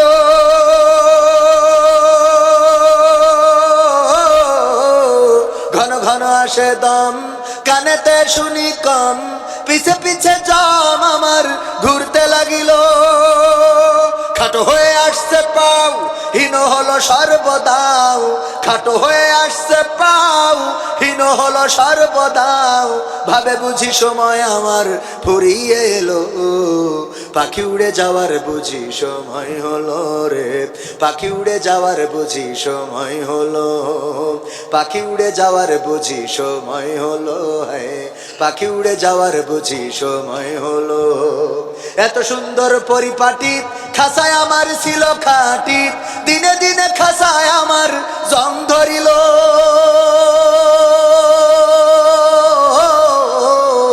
এত সুন্দর পরিপাটি খাসায় আমার ছিল খাটি, দিনে দিনে খাসায় আমার জং ধরিল। পুরাতন খাসাতে পাখি করে শুধু ডাকা ডাকি, পুরাতন খাসাতে পাখি করে শুধু ডাকা ডাকি, একদিন আমায় দিয়া ফাঁকি উড়িয়া যাইব, পাখি উড়ে যাওয়ার বুঝি সময় হলো, হ্যাঁ পাখি উড়ে যাওয়ার বুঝি সময় হলো, পাখি উড়ে যাওয়ার বুঝি সময় হলো রে, পাখি উড়ে যাওয়ার বুঝি সময় হলো। রঙ্গরসের দিন ছিল উনার একদিন, রঙ্গরসের দিন ছিল তাহার একদিন, 12 ঘন্টা বেলা তাদের সন্ধ্যা হইল, পাখি উড়ে যাওয়ার বুঝি সময় হলো, হ্যাঁ পাখি উড়ে যাওয়ার বুঝি সময় হলো, পাখি উড়ে যাওয়ার বুঝি সময় হলো রে, পাখি উড়ে যাওয়ার বুঝি সময় হলো। পাখি উড়ে যাওয়ার সময় আল্লাহ রাব্বুল আলামিন নির্দিষ্ট করে দিয়েছেন। আল্লাহ বলছেন, আল্লাযী খালাকাল মাউতা ওয়াল হায়াতা লিয়াবলুয়াকুম আইয়ুকুম আহসানু আমালা ওয়া হুয়াল আজিজুল গফুর। যিনি সৃষ্টি করেছেন মৃত্যু এবং সৃষ্টি করেছেন জীবন, আর তার মাঝখানে দিয়েছেন কিছু সময়। এই সময়টায় আল্লাহ পরীক্ষা নিতে চায়, পরীক্ষা করে দেখতে চায় আমলের প্রতিযোগিতায় কে কতটুকু এগিয়ে। কিন্তু আমরা আমলের প্রতিযোগিতায় নয়, আমরা বদ আমলের প্রতিযোগিতায় এগিয়ে থাকার প্রতিযোগিতা শুরু করেছি। বলেন ঠিক না বেঠিক? ঠিক না বেঠিক? বদ আমলের প্রতিযোগিতা কি? মসজিদে যাওয়ার হিড়িক পড়ে না, কিন্তু চার দোকানের লোক ভিড় কম না বেশি? চায়ের দোকানে লোক কম না বেশি? বাজারে লোক কম না বেশি? কিন্তু মসজিদে লোক পাওয়া যায় না, মাদ্রাসায় ছাত্র পাওয়া যায় না, কিন্তু স্কুল কলেজে ছাত্র বেশি না কম? ভালো কাজে লোক মেলে, ভালো কাজে লোক মেলে না, খারাপ কাজে লোকের সংখ্যা বেশি। দাড়িওয়ালা লোক অনেক কম পাওয়া যায়, কিন্তু দাড়ি কাটা লোকের সংখ্যা বেশি না কম? পর্দাওয়ালা লোক কম পাওয়া যায়, পর্দা ছাড়া লোক বেশি না কম? কথা কয় না? এত বেশি। আমার আল্লাহ বললেন ওয়াকরনা ফি বুয়ুতিকুন্না ওয়ালা তাবাররুজনা তাবাররুজাল জাহিলিয়াতিল উলা। ওগো নারীরা, তোমরা পর্দার মধ্যে থাকো, জাহেলি যুগের মেয়েদের মতো সাজুগুজু করে, মেকআপ মেরে, লিপস্টিক পরে, টিপ দিয়ে, সেই যে গুজে আইলা বাইলা সাইলা আইলা না মাসকালা, না মাসকালায় কি কি আছে এইগুলো পরে তোমরা মানুষকে দেখায় বেড়ায় না রে। কিন্তু আমার মা বোনেরা বলল, আল্লাহ তোমার কথাও থাক, শয়তানের কথাও থাক, তোমার কথাও থাক। সেটা কেমনে? সভাপতি সাহেব বলছে, কবির বিন সামাদ, আমার বাড়ি মাহফিলের তো দাওয়াত, আমার বাড়িতে খাওয়া দাওয়া কয়জন আসবেন? বললাম আমি 5 জন যাবান। উনি বলতেছে ঠিক আছে, বানলাম 5 জন। 5 জন উনি জানেন যে হুজুর মানুষ, 5 জন বলিছে, হয়তো সাথে আরো 2-4 জন ধরে নিয়ে আনতে পারে না, পারে না, অথবা সাথে লোক বেশি হয়ে যেতে পারে। এই জন্যে চিন্তা করেছে কিছু ভাতের ব্যবস্থা করি, সাথে আরো যদি লোক বেশি হয়ে যায় তাইলে কিছু বিরিয়ানির ব্যবস্থাও করি। বিরিয়ানি করিস, কিছু কার্টুন কিনে নিছে, যে লোক যদি বেশি হয় তাহলে কয়েকজনের বিরিয়ানি দিয়ে, অথবা খিচুড়ির ব্যবস্থা করি, খিচুড়ি দিয়ে পার করবো। আমার বলছে হুজুর, যেহেতু লোক বেশি, উনি চান যে বিরিয়ানি খাবে তারে ভাত দেবে না, যে ভাত খাবে তারে বিরিয়ানি দেবে না। বলতেছে হুজুর আপনি ভাত খাবেন না বিরিয়ানি খাবেন? আমি বললাম ভাত খেয়ে তারপর বিরিয়ানি খাবো। ভাত খেয়ে তারপর সহ্য না করে পারা যায়? ও আমার ভাইয়েরা, আমার আল্লাহ বললেন তোমরা সাজুগুজু করে না, পর্দার মধ্যেই থাকো, পর্দার মধ্যেই থাকো, সাজুগুজু। আমার মা বোনেরা বলছে, আল্লাহ আমরা রোজার মাসে পর্দা করবো আর ঈদের দিন সেজে গুজে বেড়াবো। ঠিক না বেঠে? আছে না নাই? রোজার মাসে পর্দা আরে মার্কেট করার আগ পর্যন্ত পর্দা, এইবার ঈদের চাঁদ উঠেছে রে, ও রে সাজু গুজু রে। আমার নবী বললেন যে তোমরা একটু ঢিলে ঢালা পোশাক পরো। কি ঢালা? ঢিলে ঢালা। ওই যে ধরতি বললি বাইন্দে নিয়ে আসে, এরম আছে না অনেকেই, ধরতি বললি কি করে নিয়ে আসে? বাইন্দে নিয়ে আসে। একজন জেলখানায় গেছে, তা বলছে যে তুই জেলখানায় আইছিস কেন? বলছে আমি একটা দড়ি চুরি করিলাম। বলছে দড়ি চুরি করলি কেউ জেলে আসে? তা বলছে হ্যাঁ দড়ি চুরি করেছি, তা জেল হয়েছে। তা বলছে ধর দড়ি চুরি করলি জেল হয়? বলছে দড়ি চুরি করিলাম, ওই মাথায় একটা গরু ছিল। মাথায় একটা কি ছিল? ও চুরি করিস কি? দড়ি। মাথায় ছিল কি? গরু। আমার মা বোনদের আল্লাহর নবী বললেন ঢিলে ঢালা পোশাক পরবা। এরা এই পোশাক পরার জন্য জাহান্নামে যাবে, কারণ কি? জিজ্ঞেস করবে জাহান্নামে এসেছো কোন কারণে? বলবে ঈদের দিন ঢিলে ঢালা পোশাক পরিলাম, তার জন্যই ধরেছে। কবে? এটা তো নবী বলেছেন যে নারীরা একটু ঢিলে ঢালা পোশাক পরবে। তা ওই তখন মা বোনিরা বলবে এত ঢিলা পায়জামা ছিল যে 2 ঠ্যাঙের মধ্যে তো 2 জন মানুষ ঢুকে যাইতে পারতো। ঠিক না বে ঠিক? এই ঢিলে ঢালা পোশাক আছে না নাই? পরিছে না পরে নাই? পায়জামা, ওরে বাবা এর নাম দিয়েছ কি জানো? পিলাজু। কিজু? পিলাজু। জুজু থে পিলাজু হয়েছে। যারা আরবি গ্রামার জানে ওরা হয়তো এটা করতে পারবে ভালো করে। জুজুর ভয় দেখায় না, সেখানে পিলাজু। আহারে এই পায়জামা পরি দেখলি মানে মনে হয় কি ভানাসি মার্কা লাগে কোন তো? এই ঠিক না বেঠিক? এইটি যায় এগুলো দেখি ভাল দেখা যায় আপনি কোন তো? তোর শরীরের থেকে পায়জামা ঠ্যাং এই বড় বড়, মনে হয় হাতির ঠ্যাং, হাতির পণ্যে হবে সেই পায়জামা, এই যে ও পরিস। কি অবস্থা আমার মা বোনদের, আল্লাহ হেদায়েত নসিব করে দিন, বলেন আমিন। আল্লাহর নবী বললেন ঢিলে ঢালা, তাই এত ঢিলা। আবার পর্দা করতে বললো আল্লাহ, সেই পর্দা বাদ দিয়ে সাজুগুজু করে ঘুরে বেড়ায়। আর এরপরেও আরো কিছু মা বোনদের সমস্যা আছে পর্দার অন্তরালে, কি কব না করলেও হয় না। এই যে ব্যাগ একখান রাখে, বানাসি ব্যাগ, এই ব্যাগে আল্লাহর কিরিকুর কোনো টাকা পয়সা থাকে না। এই যত মার্কেটে যাবে, যেই ওই যুবক পুলাপানের পটায় পটায় নিয়ে যাবে ক্যাফেতে। এখন তো নতুন বাম্বু ক্যাফে, বাঁশ ক্যাফে, এ ক্যাফে সে ক্যাফে উঠেছ না। এক জায়গায় দেখলাম মগের মুল্লুক চায়ের দোকান উঠেছে, চায়ের দোকানের নাম দিয়েছে মগের মুল্লুক। আপনাদের এই খোলে একটা রোডে আছে কি একটা চা, মানে এরম মানে বাজে বিশ্রী নাম। তো যাই হোক, এই চার দোকানে ক্যাফেতে যাই, আরে বাবা কুটু কুটু খাবে। মোটামুটি বিল একটা কইছি, যেই বাড়ি আসার সময় হবে বিল দেবে, ওমা কাউন্টার বাদ দিয়ে মহিলা ওই সামনে 10 হাত সামনে দিয়ে চুপ করে দাঁড়ায় থাকে। আরে লাট সাহেব, আর এই পাগল যুবক ও কলার খান দিয়ে চুরি করি তো বিল শোধ করে। ঠিক না বে ঠিক? এই ওর কাছে যে ভানাসি ব্যাগ একখান বড় রয়েছে, তোর কাছে এত বড় ব্যাগ আছে, সাথে যেই কবি এত বড় ব্যাগ আছে, বিলটা তো তুমি দিবা, কথা কয় না। নিয়ে যে খেয়ে তো আগের তো এসে মুখ মুসপা বিলটা দিয়ে বেরোবা, তাহলে তোর প্রেমটা ঠিক আছে। সারা জীবন খালি দিয়ে দিয়ে ফকির হয়ে গেল, তোর দিতে দিতে তো তোর মাজা সাইজও শেষ। ঠিক না বে ঠিক? আগের সময় কেউ চিকুন থাকলি মুরব্বীরা বলতো তুই কি কিছু খাইস না নাকি, এমন চিকুন হয়ে যাচ্ছিস কের জন্য, ঘেনা হয়ে যাচ্ছিস কের জন্য।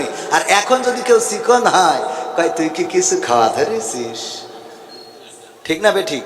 উল্টে গেছ না। আল্লাহ আমাদের যুবকদের হেফাজত করুন। এত সিরকুট কেন? এমপিরা সব কোথায় গেল শোনাবেন, অনুরোধ শোনাবো। প্রবাসী গজল, প্রবাসী গজল 100 কোটির মামলা হয়েছে আমির হামজার নামে। এ ব্যাপারে আমির হামজা ভাইয়ের নামে কয়শো কোটির মামলা। কি মামলা? মানহানির মামলা। 100 কোটি টাকার মানহানির মামলা করেছেন। এই মামলাটা করা হলো কিসের জন্যে? উনি বিদ্যুৎ জ্বালানি মন্ত্রীকে বলে ফেলেছেন আপাদমস্তক নাস্তিক এবং পরিপূর্ণ একজন ইসলাম বিদ্বেষী, এই কথাটা বলেছেন। বলার কারণে ওনার নামে 100 কোটি টাকার মানহানি মামলা করেছে। এটা 500 ধারায় নাকি আছে। যাই হোক, আছে না নাই? মন যা চাইলো মুখ দিয়ে তা বলা উচিত না।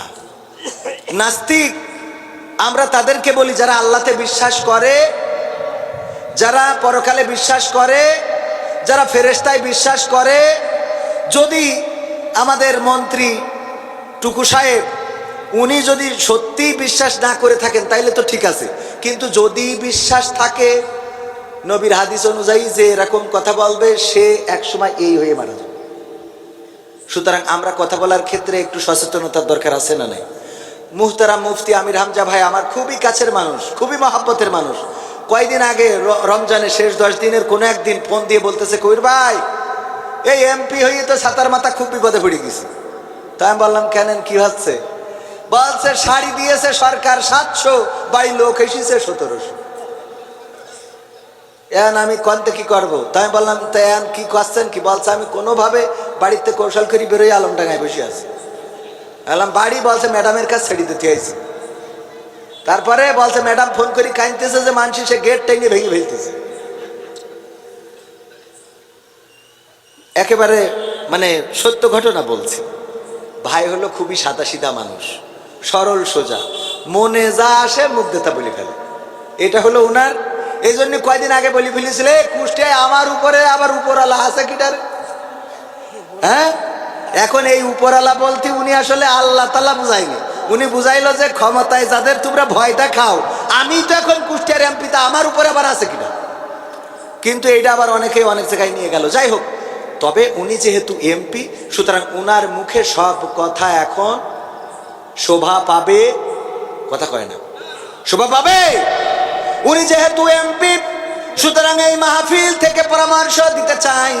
আমার ভাইজানকে ইতিপূর্বে অনেক পরামর্শ সরাসরি দিয়েছি, ফোনে দিয়েছি, সাথে দেখা হলে দিয়েছি, একই গাড়িতে চলতে যেয়ে দিয়েছি। অবশ্যই উনি এলেমে আমলে জ্ঞানী গুণী, আমার থেকে অনেক বেশি না কম, অনেক বেশি।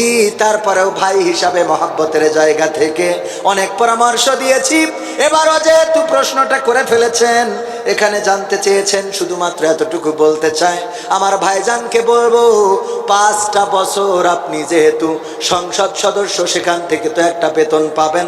সুতরাং এই 5 বছর আপনার কোনো মাহফিলে ওয়াজ করার দরকার, কারণ এই ওয়াজ করতে গেলে অনেক কথা বলতে হয়, যে কথাটা আসলে এমপি হিসেবে যায় না, কথা কয় না। কারণ কি? কারণ আমি বলবো, ডক্টর মিজানুর রহমান আজহারি ভাইয়ের কাছে মালয়েশিয়ায় জিজ্ঞাসা করেছিলাম, আপনি বাংলাদেশে যে আবার ওয়াজের মঞ্চে ফিরবেন কিনা? আওয়ামী সরকার তখন ক্ষমতায়। কি সরকার ক্ষমতায়? বললাম যে আপনি আবার ফিরবেন কিনা বাংলাদেশে যে ওয়াজের মঞ্চে? ডক্টর মিজানুর রহমান আজহারি ভাই বললেন, ওয়াজের মঞ্চে সম্ভবত ফেরা হবে না। কারণ হলো, ওখানে কথা বলতে গেলে অনেক সময় ব্যালেন্স ঠিক থাকে না। আলেম 4টিখানি কথা কয় না। মুরব্বীর ওয়াজ শুনাইতে পারিছি তো যুবক অখুশি, কারণ যুবকের বলা হয়নি। পুরুষদের শুনাইছি তো মা বোনেরা অখুশি, কই আমাদের নিয়ে তো কিছু বললো না, কথা কয় না। নামাজি লোকদের পক্ষে বলেছি, বেনামাজি বললো আমাদের তো কোনো ওয়াজ শুনাইলো না, ও তো নামাজের ফজিলাত বলি গেল, আমরা যারা বেনামাজি আমাদের জন্য কি বললো, এরকম না? তো এই জন্যে এইখানে এসে আমার এমপি সাহেব মুফতি আমির হামজা ভাই ব্যালেন্স ঠিক রাখতে পারবেন? হঠাৎ দেখা যাবে বলি পরের দিন পত্রিকায় আসবে, এমপি সাহেব জনগণকে দিয়েছেন ধমক। ঠিক না বেঠিক? এমপি সাহেব ধমক দিলেন জনগণকে। আমির হামজা এসেছে, অনেক চাপ, মানুষ ঠেলি ফেলাই দিচ্ছে, রাগ হয়ে গেল, দেখাচ্ছে এমপির লোকজন উনার আনতি যেই কেউ একজন ঘাড় ধাক্কা দিয়ে ফেলিয়েছে কারো, এরকম দেয় না? পরের দিন মিডিয়ায় আসবে, এমপি সাহেবের আগমনে জনগণকে পায়ের তলে পিষে ফেলা হবে। একজন পড়ে গেছে হুসুট খেয়ে, পত্রিকায় আসবে না? সুতরাং এই জায়গাটা আপাতত 5টা বছর সংসদ থেকে সরকার যা বেতন দেয় তাই নিয়ে থাকে না, তেল মেল তো সব আপনাদের হাতেই আছে। ঠিক না বেঠিক? এই পরামর্শটা কি খারাপ? আল্লাহ কবুল করুন, বলেন আমিন। আল্লাহ রাব্বুল আলামিন আমার ভাইজানের হেফাজত করুন, পড়ছি আমিন। এই মামলা থেকে আল্লাহ পরিত্রাণ দেওয়ার ব্যবস্থা করুন, বলেন আমিন।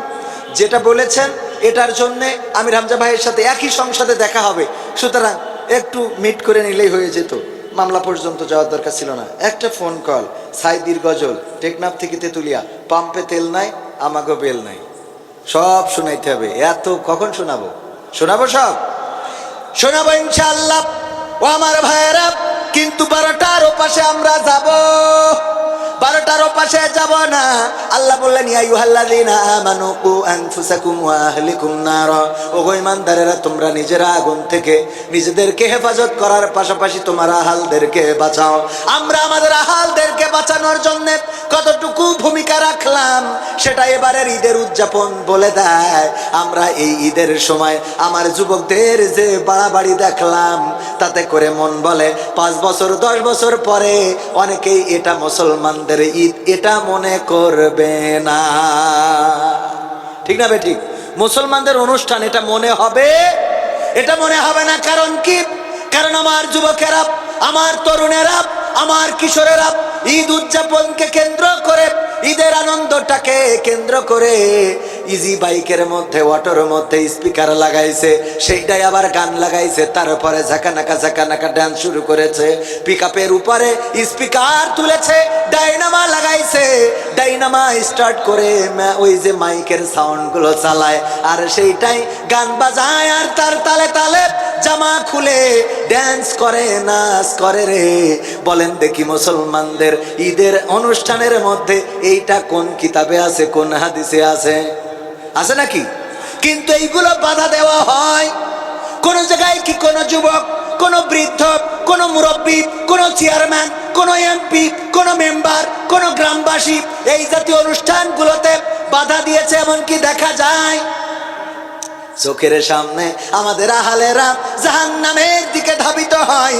এই যুবকরা যারা ডিজে বাজালো, যারা গান বাজালো, নাচের অনুষ্ঠান করলো, রে ওরা কিন্তু তারাবিতে শরীক হয় নাই, ওরা কিন্তু লাইলাতুল কিয়াম করে নাই, ওরা কিন্তু রোজা রাখে নাই, সাহরি খায় নাই, ইফতার করে নাই, এত কিছু করলো না, আবার ঈদের উদযাপন করলো অন্যায় ভাবে। তার মানে একদিকে আল্লাহরে মানে নাই, রোজা না রেখে, সাহরি না খেয়ে, ইফতার না করে, তারাবি না পড়ে, লাইলাতুল কদরে ইবাদত না করে, লাইলাতুল কিয়াম না করে, তারা আল্লাহর হুকুম তরক করলো।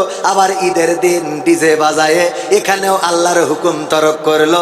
তার মানে এরা মুসলমান জাতির মধ্যে মুসলমান নামের কলঙ্ক, বলেন ঠিক কিনা?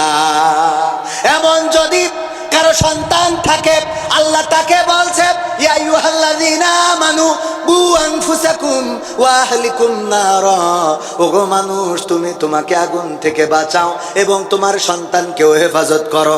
বলেন দেখি এই কাজগুলো যারা করেছে তারা আমাদের সন্তান না সন্তান না? তারা আমাদেরই সন্তান, আপনার সন্তান, আমার সন্তান, আমার ভাইয়ের সন্তান, আমার চাচার সন্তান, আমার গ্রামের সন্তান, আমার থানার সন্তান, আমার জেলার সন্তান, আমার দেশের সন্তান। সুতরাং তার প্রতি আমাদের দায়িত্ব আছে না নাই? আমার আল্লাহ বললেন কুনতুম খায়রা উম্মাতিন উখরিজাত লিন-নাস তা'মুরুনা বিল মা'রুফ ওয়া তানহাউনা আনিল মুনকার। ওগো আমার ভাইরা, আমার আল্লাহ বলছেন ওগো মানুষ, তোমাদেরকে সর্বোত্তম উম্মাত হিসেবে এই জমিনে পাঠানো হয়েছে এই জন্য যে তোমরা সৎ কাজের আদেশ দেবে, অসৎ কাজে বাধা প্রদান করবে। কিন্তু আমরা সৎ কাজের আদেশ দিই না, আর অসৎ কাজের বাধা সে তো আরো পরের কথা। আল্লাহ এই ব্যাপারে আরো বলেছেন ওয়াল তাকুম মিনকুম উম্মাতুন ইয়াদউনা ইলাল খায়র ওয়া ইয়া'মুরুনা বিল মা'রুফ ওয়া ইয়ানহাউনা আনিল মুনকার। উম্মতের মধ্যে সর্বশ্রেষ্ঠ জাতি তোমরা, তোমাদেরকে মানুষের কল্যাণে সৃষ্টি করা হয়েছে। তোমাদের কাজ হলো সৎ কাজে আদেশ এবং অসৎ কাজে বাধা দিবা। করি আমরা সেই কাজগুলো? সৎ কাজের আদেশও নাই, অসৎ কাজে আগে যা তাও একটু তাবলিগ জামাতের কিছু খেদমত ছিল, গ্রামে মুসল্লিরা মিলে মাঝে মাঝে আসরের নামাজ বাদ, মাগরিবের নামাজ বাদ একটু যাওয়া হতো দাওয়াতি কাজে। এখন হেইডাও নাই, ও ঘড়ি দেখে একেবারে জামাতের কাটায় কাটায় মসজিদে যাবে, একদম 30 সেকেন্ড বাকি, সেই সময় চার দোকানতে উঠে আল্লাহর ওলি আসবে। এই শীতের দেখবে ইমাম সাহেব রুকুতে চলে গেছে, উনি তাড়াতাড়ি করে জুতো খুলবে, একটা পড়বে পাকিস্তানে, একটা পড়বে হিন্দুস্তানে। এরপরে যেয়ে রুকু, ইমাম সাহেব রুকু থেকে উঠে গেছে, উনি চিন্তা করবে উঠে গেছি তো কি হয়েছে, আমি কি কম পারি নাকি? ও নিজে নিজে রুকু করে করি, তারপরে আল্লাহর ওলি সিজদায় যায়। ওর নামাজ হবে? ইমামের বাইরে রুকু করলে ওই রুকুর কারণে নামাজটাই নষ্ট হয়ে যাবে। ইমামের বাইরে রুকু না করে যেখানে নামাজ পেয়েছেন সেখানেই শরীক হয়ে। আবার অনেকেই আছে ইমাম সাহেব রুকু পার হয়ে গেছে, সিজদায় চলে গেছে, আচ্ছা ইতে দাঁড়িয়ে চুল করে দাঁড়ায় থাকে যে হুজুর উঠুক তারপর বস, তারপর দাঁড়াবো। আছে না নাই? বিশ্বনবী এটা করতে নিষেধ করেছেন। নামাজ যেখানে পাবেন সেই অবস্থায় শরীক হয়ে যাবেন। সিজদা দুইটা পাইলেন, ওই দুইটা সিজদার জন্য বাড়তি সোয়াব পাবেন, কিন্তু আপনার রাকাত পূর্ণ হইল না, ওই রাকাতটা আবার আদায় করে নেবেন রুকু সহ। মনে থাকবে ইনশাআল্লাহ? এগুলো শেখার দরকার আছে না নাই? এগুলো শেখার দরকার, জানার দরকার। অনেকেই মাগরিবের নামাজ যে 1 রাকাত পেয়েছে, 1 রাকাত পাওয়ার পরে 3 রাকাত ভজাতে যেই পরে একসাথে 2 রাকাত মারি দেয়। এরকম আছে না নাই? যেহেতু 1 রাকাত পাইছি সুতরাং আর 2 রাকাত পড়লেই তো আমার 3 রাকাত হয়ে যাচ্ছে। এইগুলো করা যাবে না। আপনি 1 রাকাত পেয়েছেন মানে হলো ওই নামাজের প্রথম রাকাতটা আপনার আদায় হয়েছে। কোনটা সবসময় হিসাব রাখবেন, এইটা একেবারে সহজ। নামাজে যেই রাকাতটা আপনি ইমামের সাথে পাবেন ওই রাকাতটা হলো আপনার প্রথম রাকাত।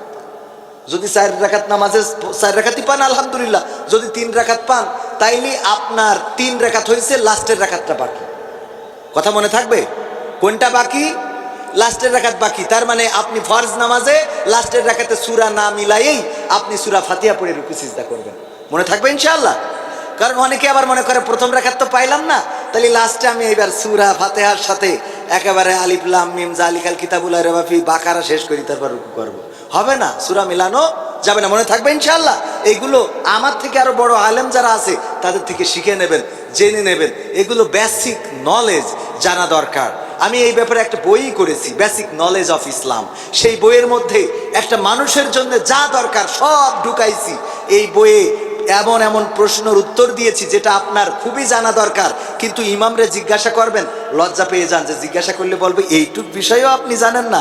ওই যে আবু জাহেলের মতো, আবু জাহেল ওর কাছে গেছে, বন্যায় একটা খুঁটি ভেসে এসেছে, ওইটা নিয়ে যেই আবু জাহেলের বলছে এটা কোথা থেকে এসেছে, কি জিনিস আমরা বুঝতে পারছি না। তো এটা দেখে তো উনি কাঁদতেছে। এবার খানিক পরে বলছে হাসা শুরু করতে। মাইনসি কয় কেমনে কি এটা কি দেখি, একবার কান্দেন একবার হাসেন, ঘটনা কি? কয় আমি কানলাম এই জন্য এই একটা জিনিস ভেসে এসেছে, সাধারণ জিনিস, এই সাধারণ জিনিসটা তোমরা বুঝতে পারলে না, আমার কাছে আসতে হইলো, এইটা আমি মরি গেলি তোমাদের কি উপায় হবে, এই দুঃখে আমি কান্নাকাটি করলাম। তো বলছে তাহলে হাসলেন কেন? বলছে হাসিছি এই জন্য যে এটা কি জিনিস আমিও চিনতে পারি। জিজ্ঞেস করেছেন, দেখা যায় খুব জানে মনে করি জিজ্ঞেস করেছেন। ও কয় এই সিম্পল বিষয় তুমি জানো না? ও তাহলে তোমার জানার দরকার নেই, তার মানে ও জানে না, তাহলে তোমার জানার দরকার নেই, আমি বলবো না, তার মানে ও হইলো এটা ওরও বেকায়দায় পড়ে গেছে।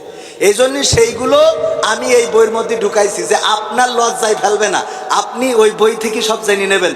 হাজারের বেশি প্রশ্নের উত্তর রেখে দিছি, যেই প্রশ্নগুলো আমি করি করি দেখেছি আমাদের দেশের মানুষগুলো জানে না। ইসলামের এতটুকু বিষয় অন্তত জানা দরকার ছিল।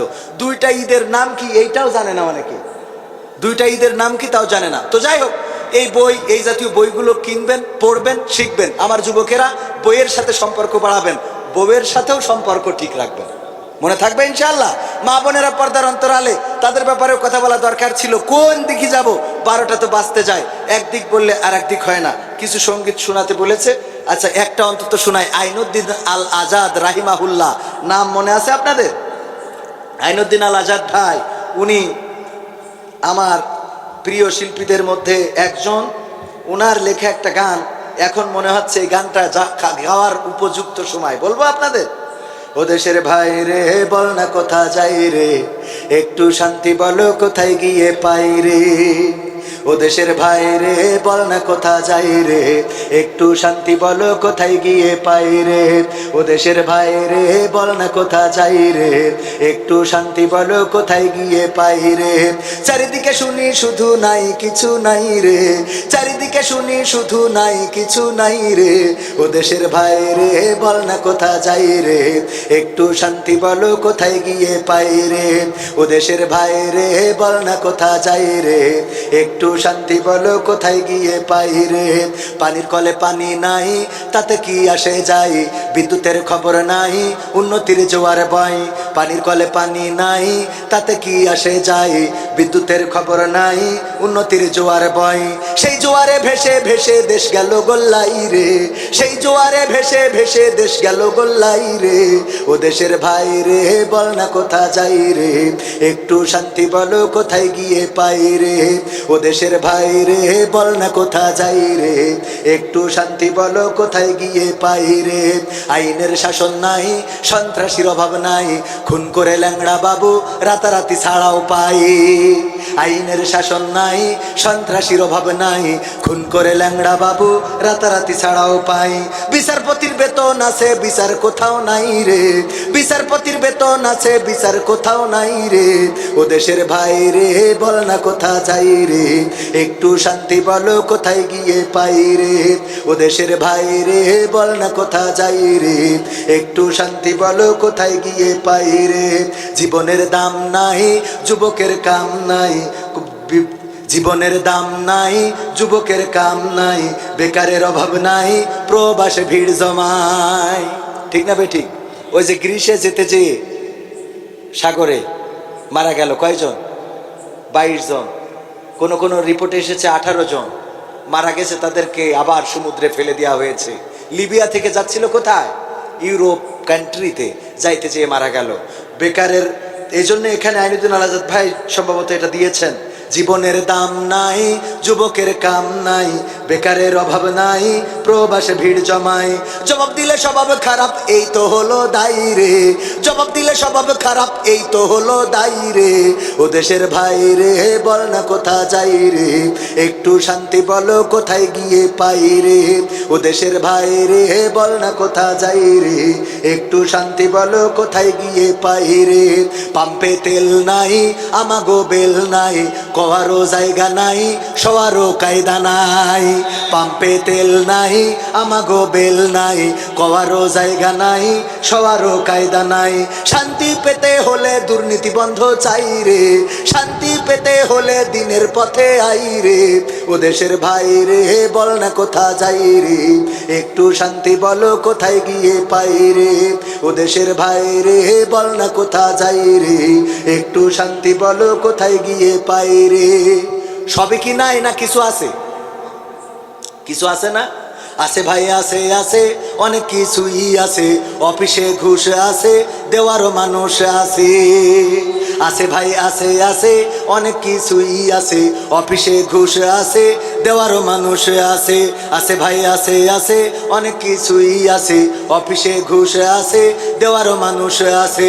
দুর্নীতির শীর্ষে আছে আর কি মোরা চাই রে, দুর্নীতির শীর্ষে আছে আর কি মোরা চাই রে। ও দেশের ভাই রে বল না কোথা যাই রে, একটু শান্তি বলো কোথায় গিয়ে পাই রে। ও দেশের ভাই রে বল না কোথা যাই রে, একটু শান্তি বলো কোথায় গিয়ে পাই রে। বাজারটা গরম আছে, যাবেন না মাছের কাছে, পেঁয়াজে ঝাঁজ আছে, মরিচে ঝাল বেড়েছে। বাজারটা গরম আছে, যাবেন না মাছের কাছে, পেঁয়াজে ঝাঁজ আছে, মরিচে ঝাল বেড়েছে। বাজারের আগুনেতে পুড়ে হবি ছাই রে, বাজারের আগুনেতে পুড়ে হবি ছাই রে। ও দেশের ভাই রে বল না কোথা যাই রে, একটু শান্তি বলো কোথায় গিয়ে পাই রে। ও দেশের ভাই রে বল না কোথা যাই রে, একটু শান্তি বলো কোথায় গিয়ে পাই রে। মিথ্যার ঝুড়ি আছে, নেতাদের বুড়ি আছে, আমলার ক্ষমতার গরম আছে, আমলার কলম আছে। মিথ্যার ঝুড়ি আছে, নেতাদের বুড়ি আছে, ক্ষমতার গরম আছে, আমলার কলম আছে। কোরআনের শাসন শুধু আমার দেশে নাই রে, কোরআনের শাসন শুধু আমার দেশে নাই রে। ও দেশের ভাই রে বল না কোথা যাই রে, একটু শান্তি বলো কোথায় গিয়ে পাই রে। ও দেশের ভাই রে বল না কোথা যাই রে, একটু শান্তি বলো কোথায় গিয়ে পাই রে। অনেক আগে আইনুদ্দিন আল আজাদ ভাই 2010 সালে, আমি যদি ভুল না বলি, উনি ইন্তেকাল করেছিলেন একটা মাহফিল থেকে ফেরার পথে। তার মানে 2010-এর আগে লিখেছেন। সেই গানটার প্রয়োজনীয়তা এখন আছে না নাই? আজাদ ভাইকে চেনেন আপনারা? ওনার লেখা অনেক গান। কি হবে বেঁচে থেকে অযথা বিদ্যা শিখে, যদি না গড়তে পারি শোষণবিহীন সমাজটাকে। কি হবে বেঁচে থেকে, কি হবে যুবক নামের বোঝা হয়ে এই ধরাতে, যেখানে মা বোনেরা ধর্ষিতা হয় দিনে রাতে। কি হবে যুবক নামের বোঝা হয়ে এই ধরাতে, যেখানে মা বোনেরা ধর্ষিতা হয় দিনে রাতে। যৌবনের সার্থকতা ঘুষিবে সকল ব্যথা, যৌবনের সার্থকতা ঘুষিবে সকল ব্যথা। পারো যদি বলি দিতে মানুষরূপী পশুটাকে, পারো যদি বলি দিতে মানুষরূপী পশুটাকে। কি হবে বেঁচে থেকে অযথা বিদ্যা শিখে, যদি না গড়তে পারি শোষণবিহীন সমাজটাকে। কি হবে বেঁচে থেকে, কি হবে লেখালেখি কলমবাজির ওই মহড়া, সমাজের আসল চিত্র যদি না যাই তুলে ধরা। কি হবে টিভি চ্যানেল সাংবাদিকের এই ক্যামেরা, সমাজের আসল চিত্র যদি না যাই ভিডিও করা। যদি ওই ঘুষের বলে কলমটা উল্টো চলে, যদি ওই হ্যালো কলে ক্যামেরা উল্টো বলে, তবে কি যাবে রোখা দুর্নীতিকে, তবে কি যাবে রোখা দুর্নীতিকে। কি হবে বেঁচে থেকে অযথা বিদ্যা শিখে, যদি না গড়তে পারি শোষণবিহীন সমাজটাকে। কি হবে বেঁচে থেকে, কি হবে নামাজ রোজা ইমানদারির বড়াই করে, যদি এই খোদার কোরআন নাস্তিকেরা অবমাননা করে। কি হবে নামাজ রোজা ইমানদারির বড়াই করে, যদি এই খোদার কোরআন নরদামাতে থাকে পড়ে। মসজিদের কোণে বসে জিকির যত করো কষি, মসজিদের কোণে বসে তাসবিহ যত টানো ঠেসে, এভাবে যাই না পাওয়া আল্লাহকে। যাবে? এভাবে যায় না পাওয়া আল্লাহকে। কি হবে বেঁচে থেকে অযথা বিদ্যা শিখে, যদি না গড়তে পারি শোষণবিহীন সমাজটাকে। কি হবে বেঁচে থেকে, কি হবে আলেম হয়ে ইমাম সেজে মসজিদেতে, পারো যদি সত্য কথা উচ্চ স্বরে না বলিতে। এমন আলেম আছে না নাই? আবার অনেক মসজিদ আছে যেই মসজিদে আলেমের হক কথা বলতে দেয় না এমন মসজিদও আছে না নাই? যেই মসজিদে হক কথা বলতে দিবে না, যেই মসজিদে হক কথা বলা যাবে না, ওই মসজিদে কোনো আলেমের ইমামতি করাও জায়েজ হবে না। কারণ কোরআনের কথাগুলো কি গোপন করার কোনো সুযোগ আছে? না, নাই। ও আমার ভাইরা, আলোচনা বলেছিলাম 12টার মধ্যে শেষ করব, আর মাত্র 5 মিনিট বাকি আমার ঘড়ি অনুযায়ী, আর মোবাইল অনুযায়ী 1 মিনিট বাকি। তার মানে ঘড়ি স্লো আছে রে, কাটা ঘড়ি টিক টিক টিক টিক করে চলতে চলতে স্লো হয়ে গেছে। ও আমার বাবাজিরা, আলোচনার মূল বিষয় যেটা ছিল, নিজেরা নিজেদেরকে আগুন থেকে বাঁচাতে হবে এবং সন্তানদেরকেও আগুন থেকে বাঁচাতে হবে, আহাল বর্গকে আগুন থেকে বাঁচাতে হবে। ও আমার কলিজার টুকরারা, যদি তাদেরকে আগুন থেকে বাঁচাতে হয়, তাইলে যেই ব্যক্তি নামাজি আছেন, সন্তান নামাজ পড়ে না, তারেও ডেকে নিয়ে মসজিদে যাওয়ার দরকার আছে না নাই? সন্তানকে মসজিদে দিবেন না, সন্তানকে মাদ্রাসায় দিবেন না, সন্তানকে দিনের পথে চালাবেন না।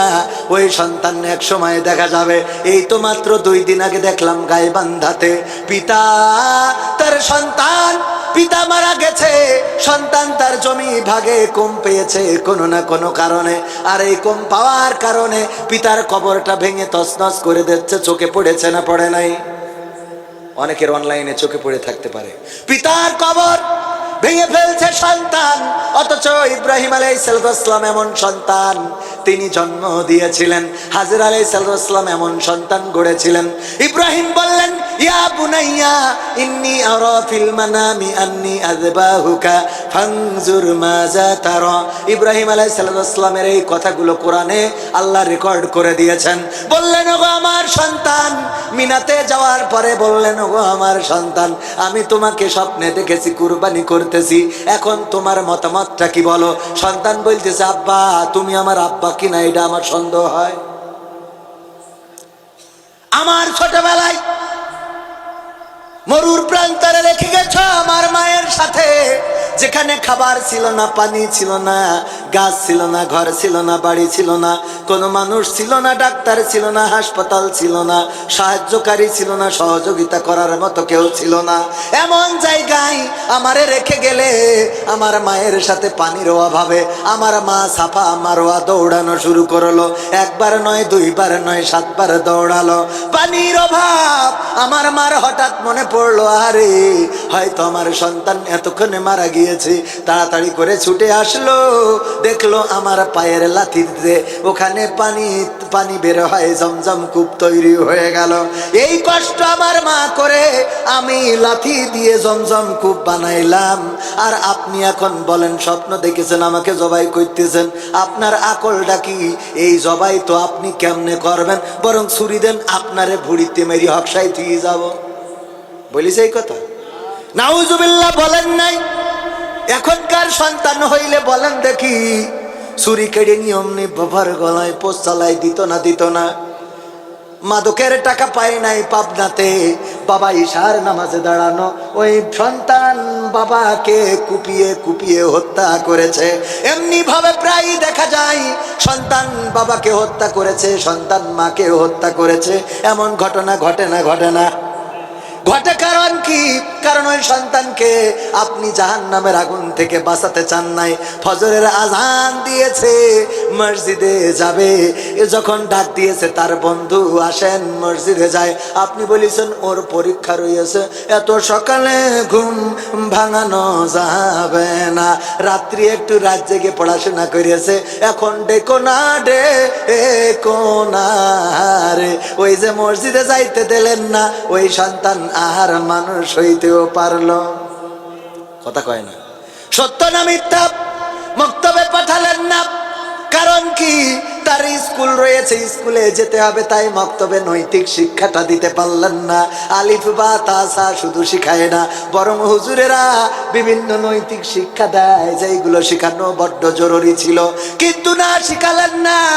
ও আমার ভাইয়েরা, ওই সন্তানগুলো খারাপ হয়ে যায়। ইব্রাহিম আলাইহিস সালামের সন্তান এমন ভাবে মানুষ করেছেন, মা বোনেরা একটু চিন্তা করে দেখেন। যেই জায়গায় স্কুল ছিল না, মাস্টার ছিল না, শিক্ষক ছিল না, ক্যাডেট স্কুল ছিল না, প্রি ক্যাডেট ছিল না, কেজি স্কুল ছিল না, সেই জায়গায় ওই সন্তান এত সুন্দর একটা সন্তান হয়ে গেল। যখন যায়, শয়তান বলল তোমার বাবা কিন্তু তোমারে জবাই করবে। কয় না, বাবা কখনো জবাই করতে পারে না। কয় জবাই করবে এই জন্য যে তোমার বাবাকে তোমার বাবার রব আদেশ করেছে যেন তোমারে জবাই করে। তখন ইসমাইল আলাইহিস সালাম বললেন, তাইলে বুঝলাম তুমি শয়তান রে, তোমার কথা আমার মা বলেছে, কারণ তুমি আল্লাহ থেকে মানুষকে ধোঁকা দাও। কথা কয় না, এইটা বুঝলো। মা বোনেরা চিন্তা করি দেখেন, ইসমাইল আলাইহিস সালাম যেখানে ছিলেন ওখানে কি কলেজ ছিল, ভার্সিটি ছিল, মাদ্রাসা ছিল, শিক্ষক ছিল, কোনো মানুষ ছিল? কিন্তু তারপরেও তিনি শয়তানকে চিনে ফেললেন। কারণ কি? কারণ তার মা ছিল একটা ভার্সিটির শিক্ষক, না তার থেকে বড় কিছু। শয়তানকে চিনে পাথর কুপাইনো শুরু করলো। এখানেই শেষ না।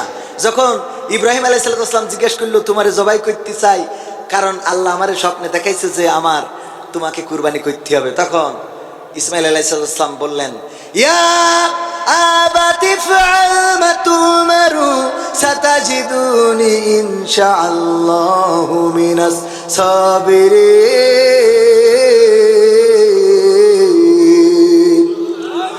ইসমাইল বললেন, আমার পিতা, আপনি আপনার যে কাজ সেটা করেন, যা স্বপ্নে দেখেছেন সেটাই করেন, আমাকে জবাই করেন, দেরি করার কোনো দরকার নাই।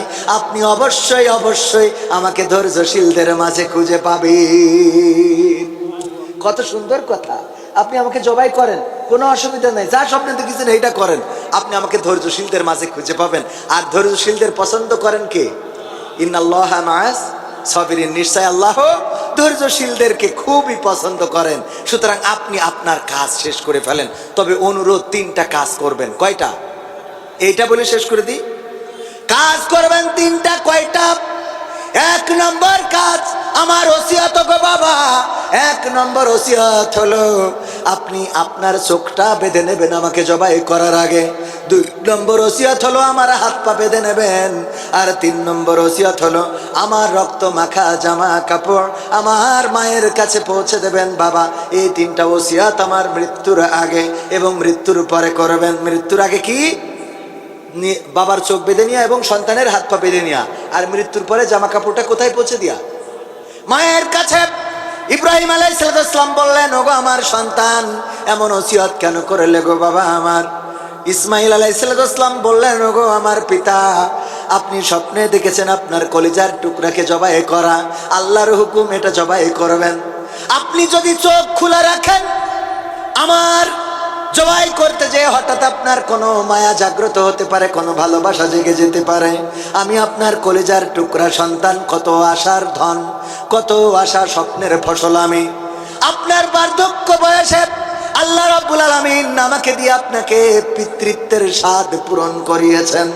এই অবস্থায় আপনি যখন চোখ খোলা রেখে জবাই করতে যাবেন, যদি কোনো মায়া তৈরি হয়ে যায়, যদি কোনো ভালোবাসা তৈরি হয়ে যায়, আর যদি আপনি আমাকে জবাই না করেন, তাইলে আল্লাহর হুকুম তরক করার কারণে আপনি অবশ্যই আল্লাহর বিরাগ ভাজন হয়ে যাবেন। পরকালের ময়দানে বিচারের কাঠগড়ায় দাঁড়াতে হবে। সুতরাং ওগো আমার পিতা, আপনি আপনার চোখ বেঁধে নিয়ে জবাই করবেন, যাতে করে কোনো মায়া আপনার অন্তরে জাগ্রত হতে না পারি। 2 নম্বর ওসিয়ত, হাত পা কেন বাঁধবেন আমার যুবকেরা শুনে নাও, আমার তরুণ কিশোরেরা শুনে নাও, পিতামাতার সাথে কেমন আচরণ করা দরকার। সন্তান বললেন, ওগো আমার পিতা, আমার হাত পা যদি না বাঁধেন, আমি যখন যন্ত্রণায় ছটফট করবো, আপনি ছুরি চালালে আমি জবাই করার কারণে যন্ত্রণা, আমার ব্যথা লাগবে, কষ্ট পাবো।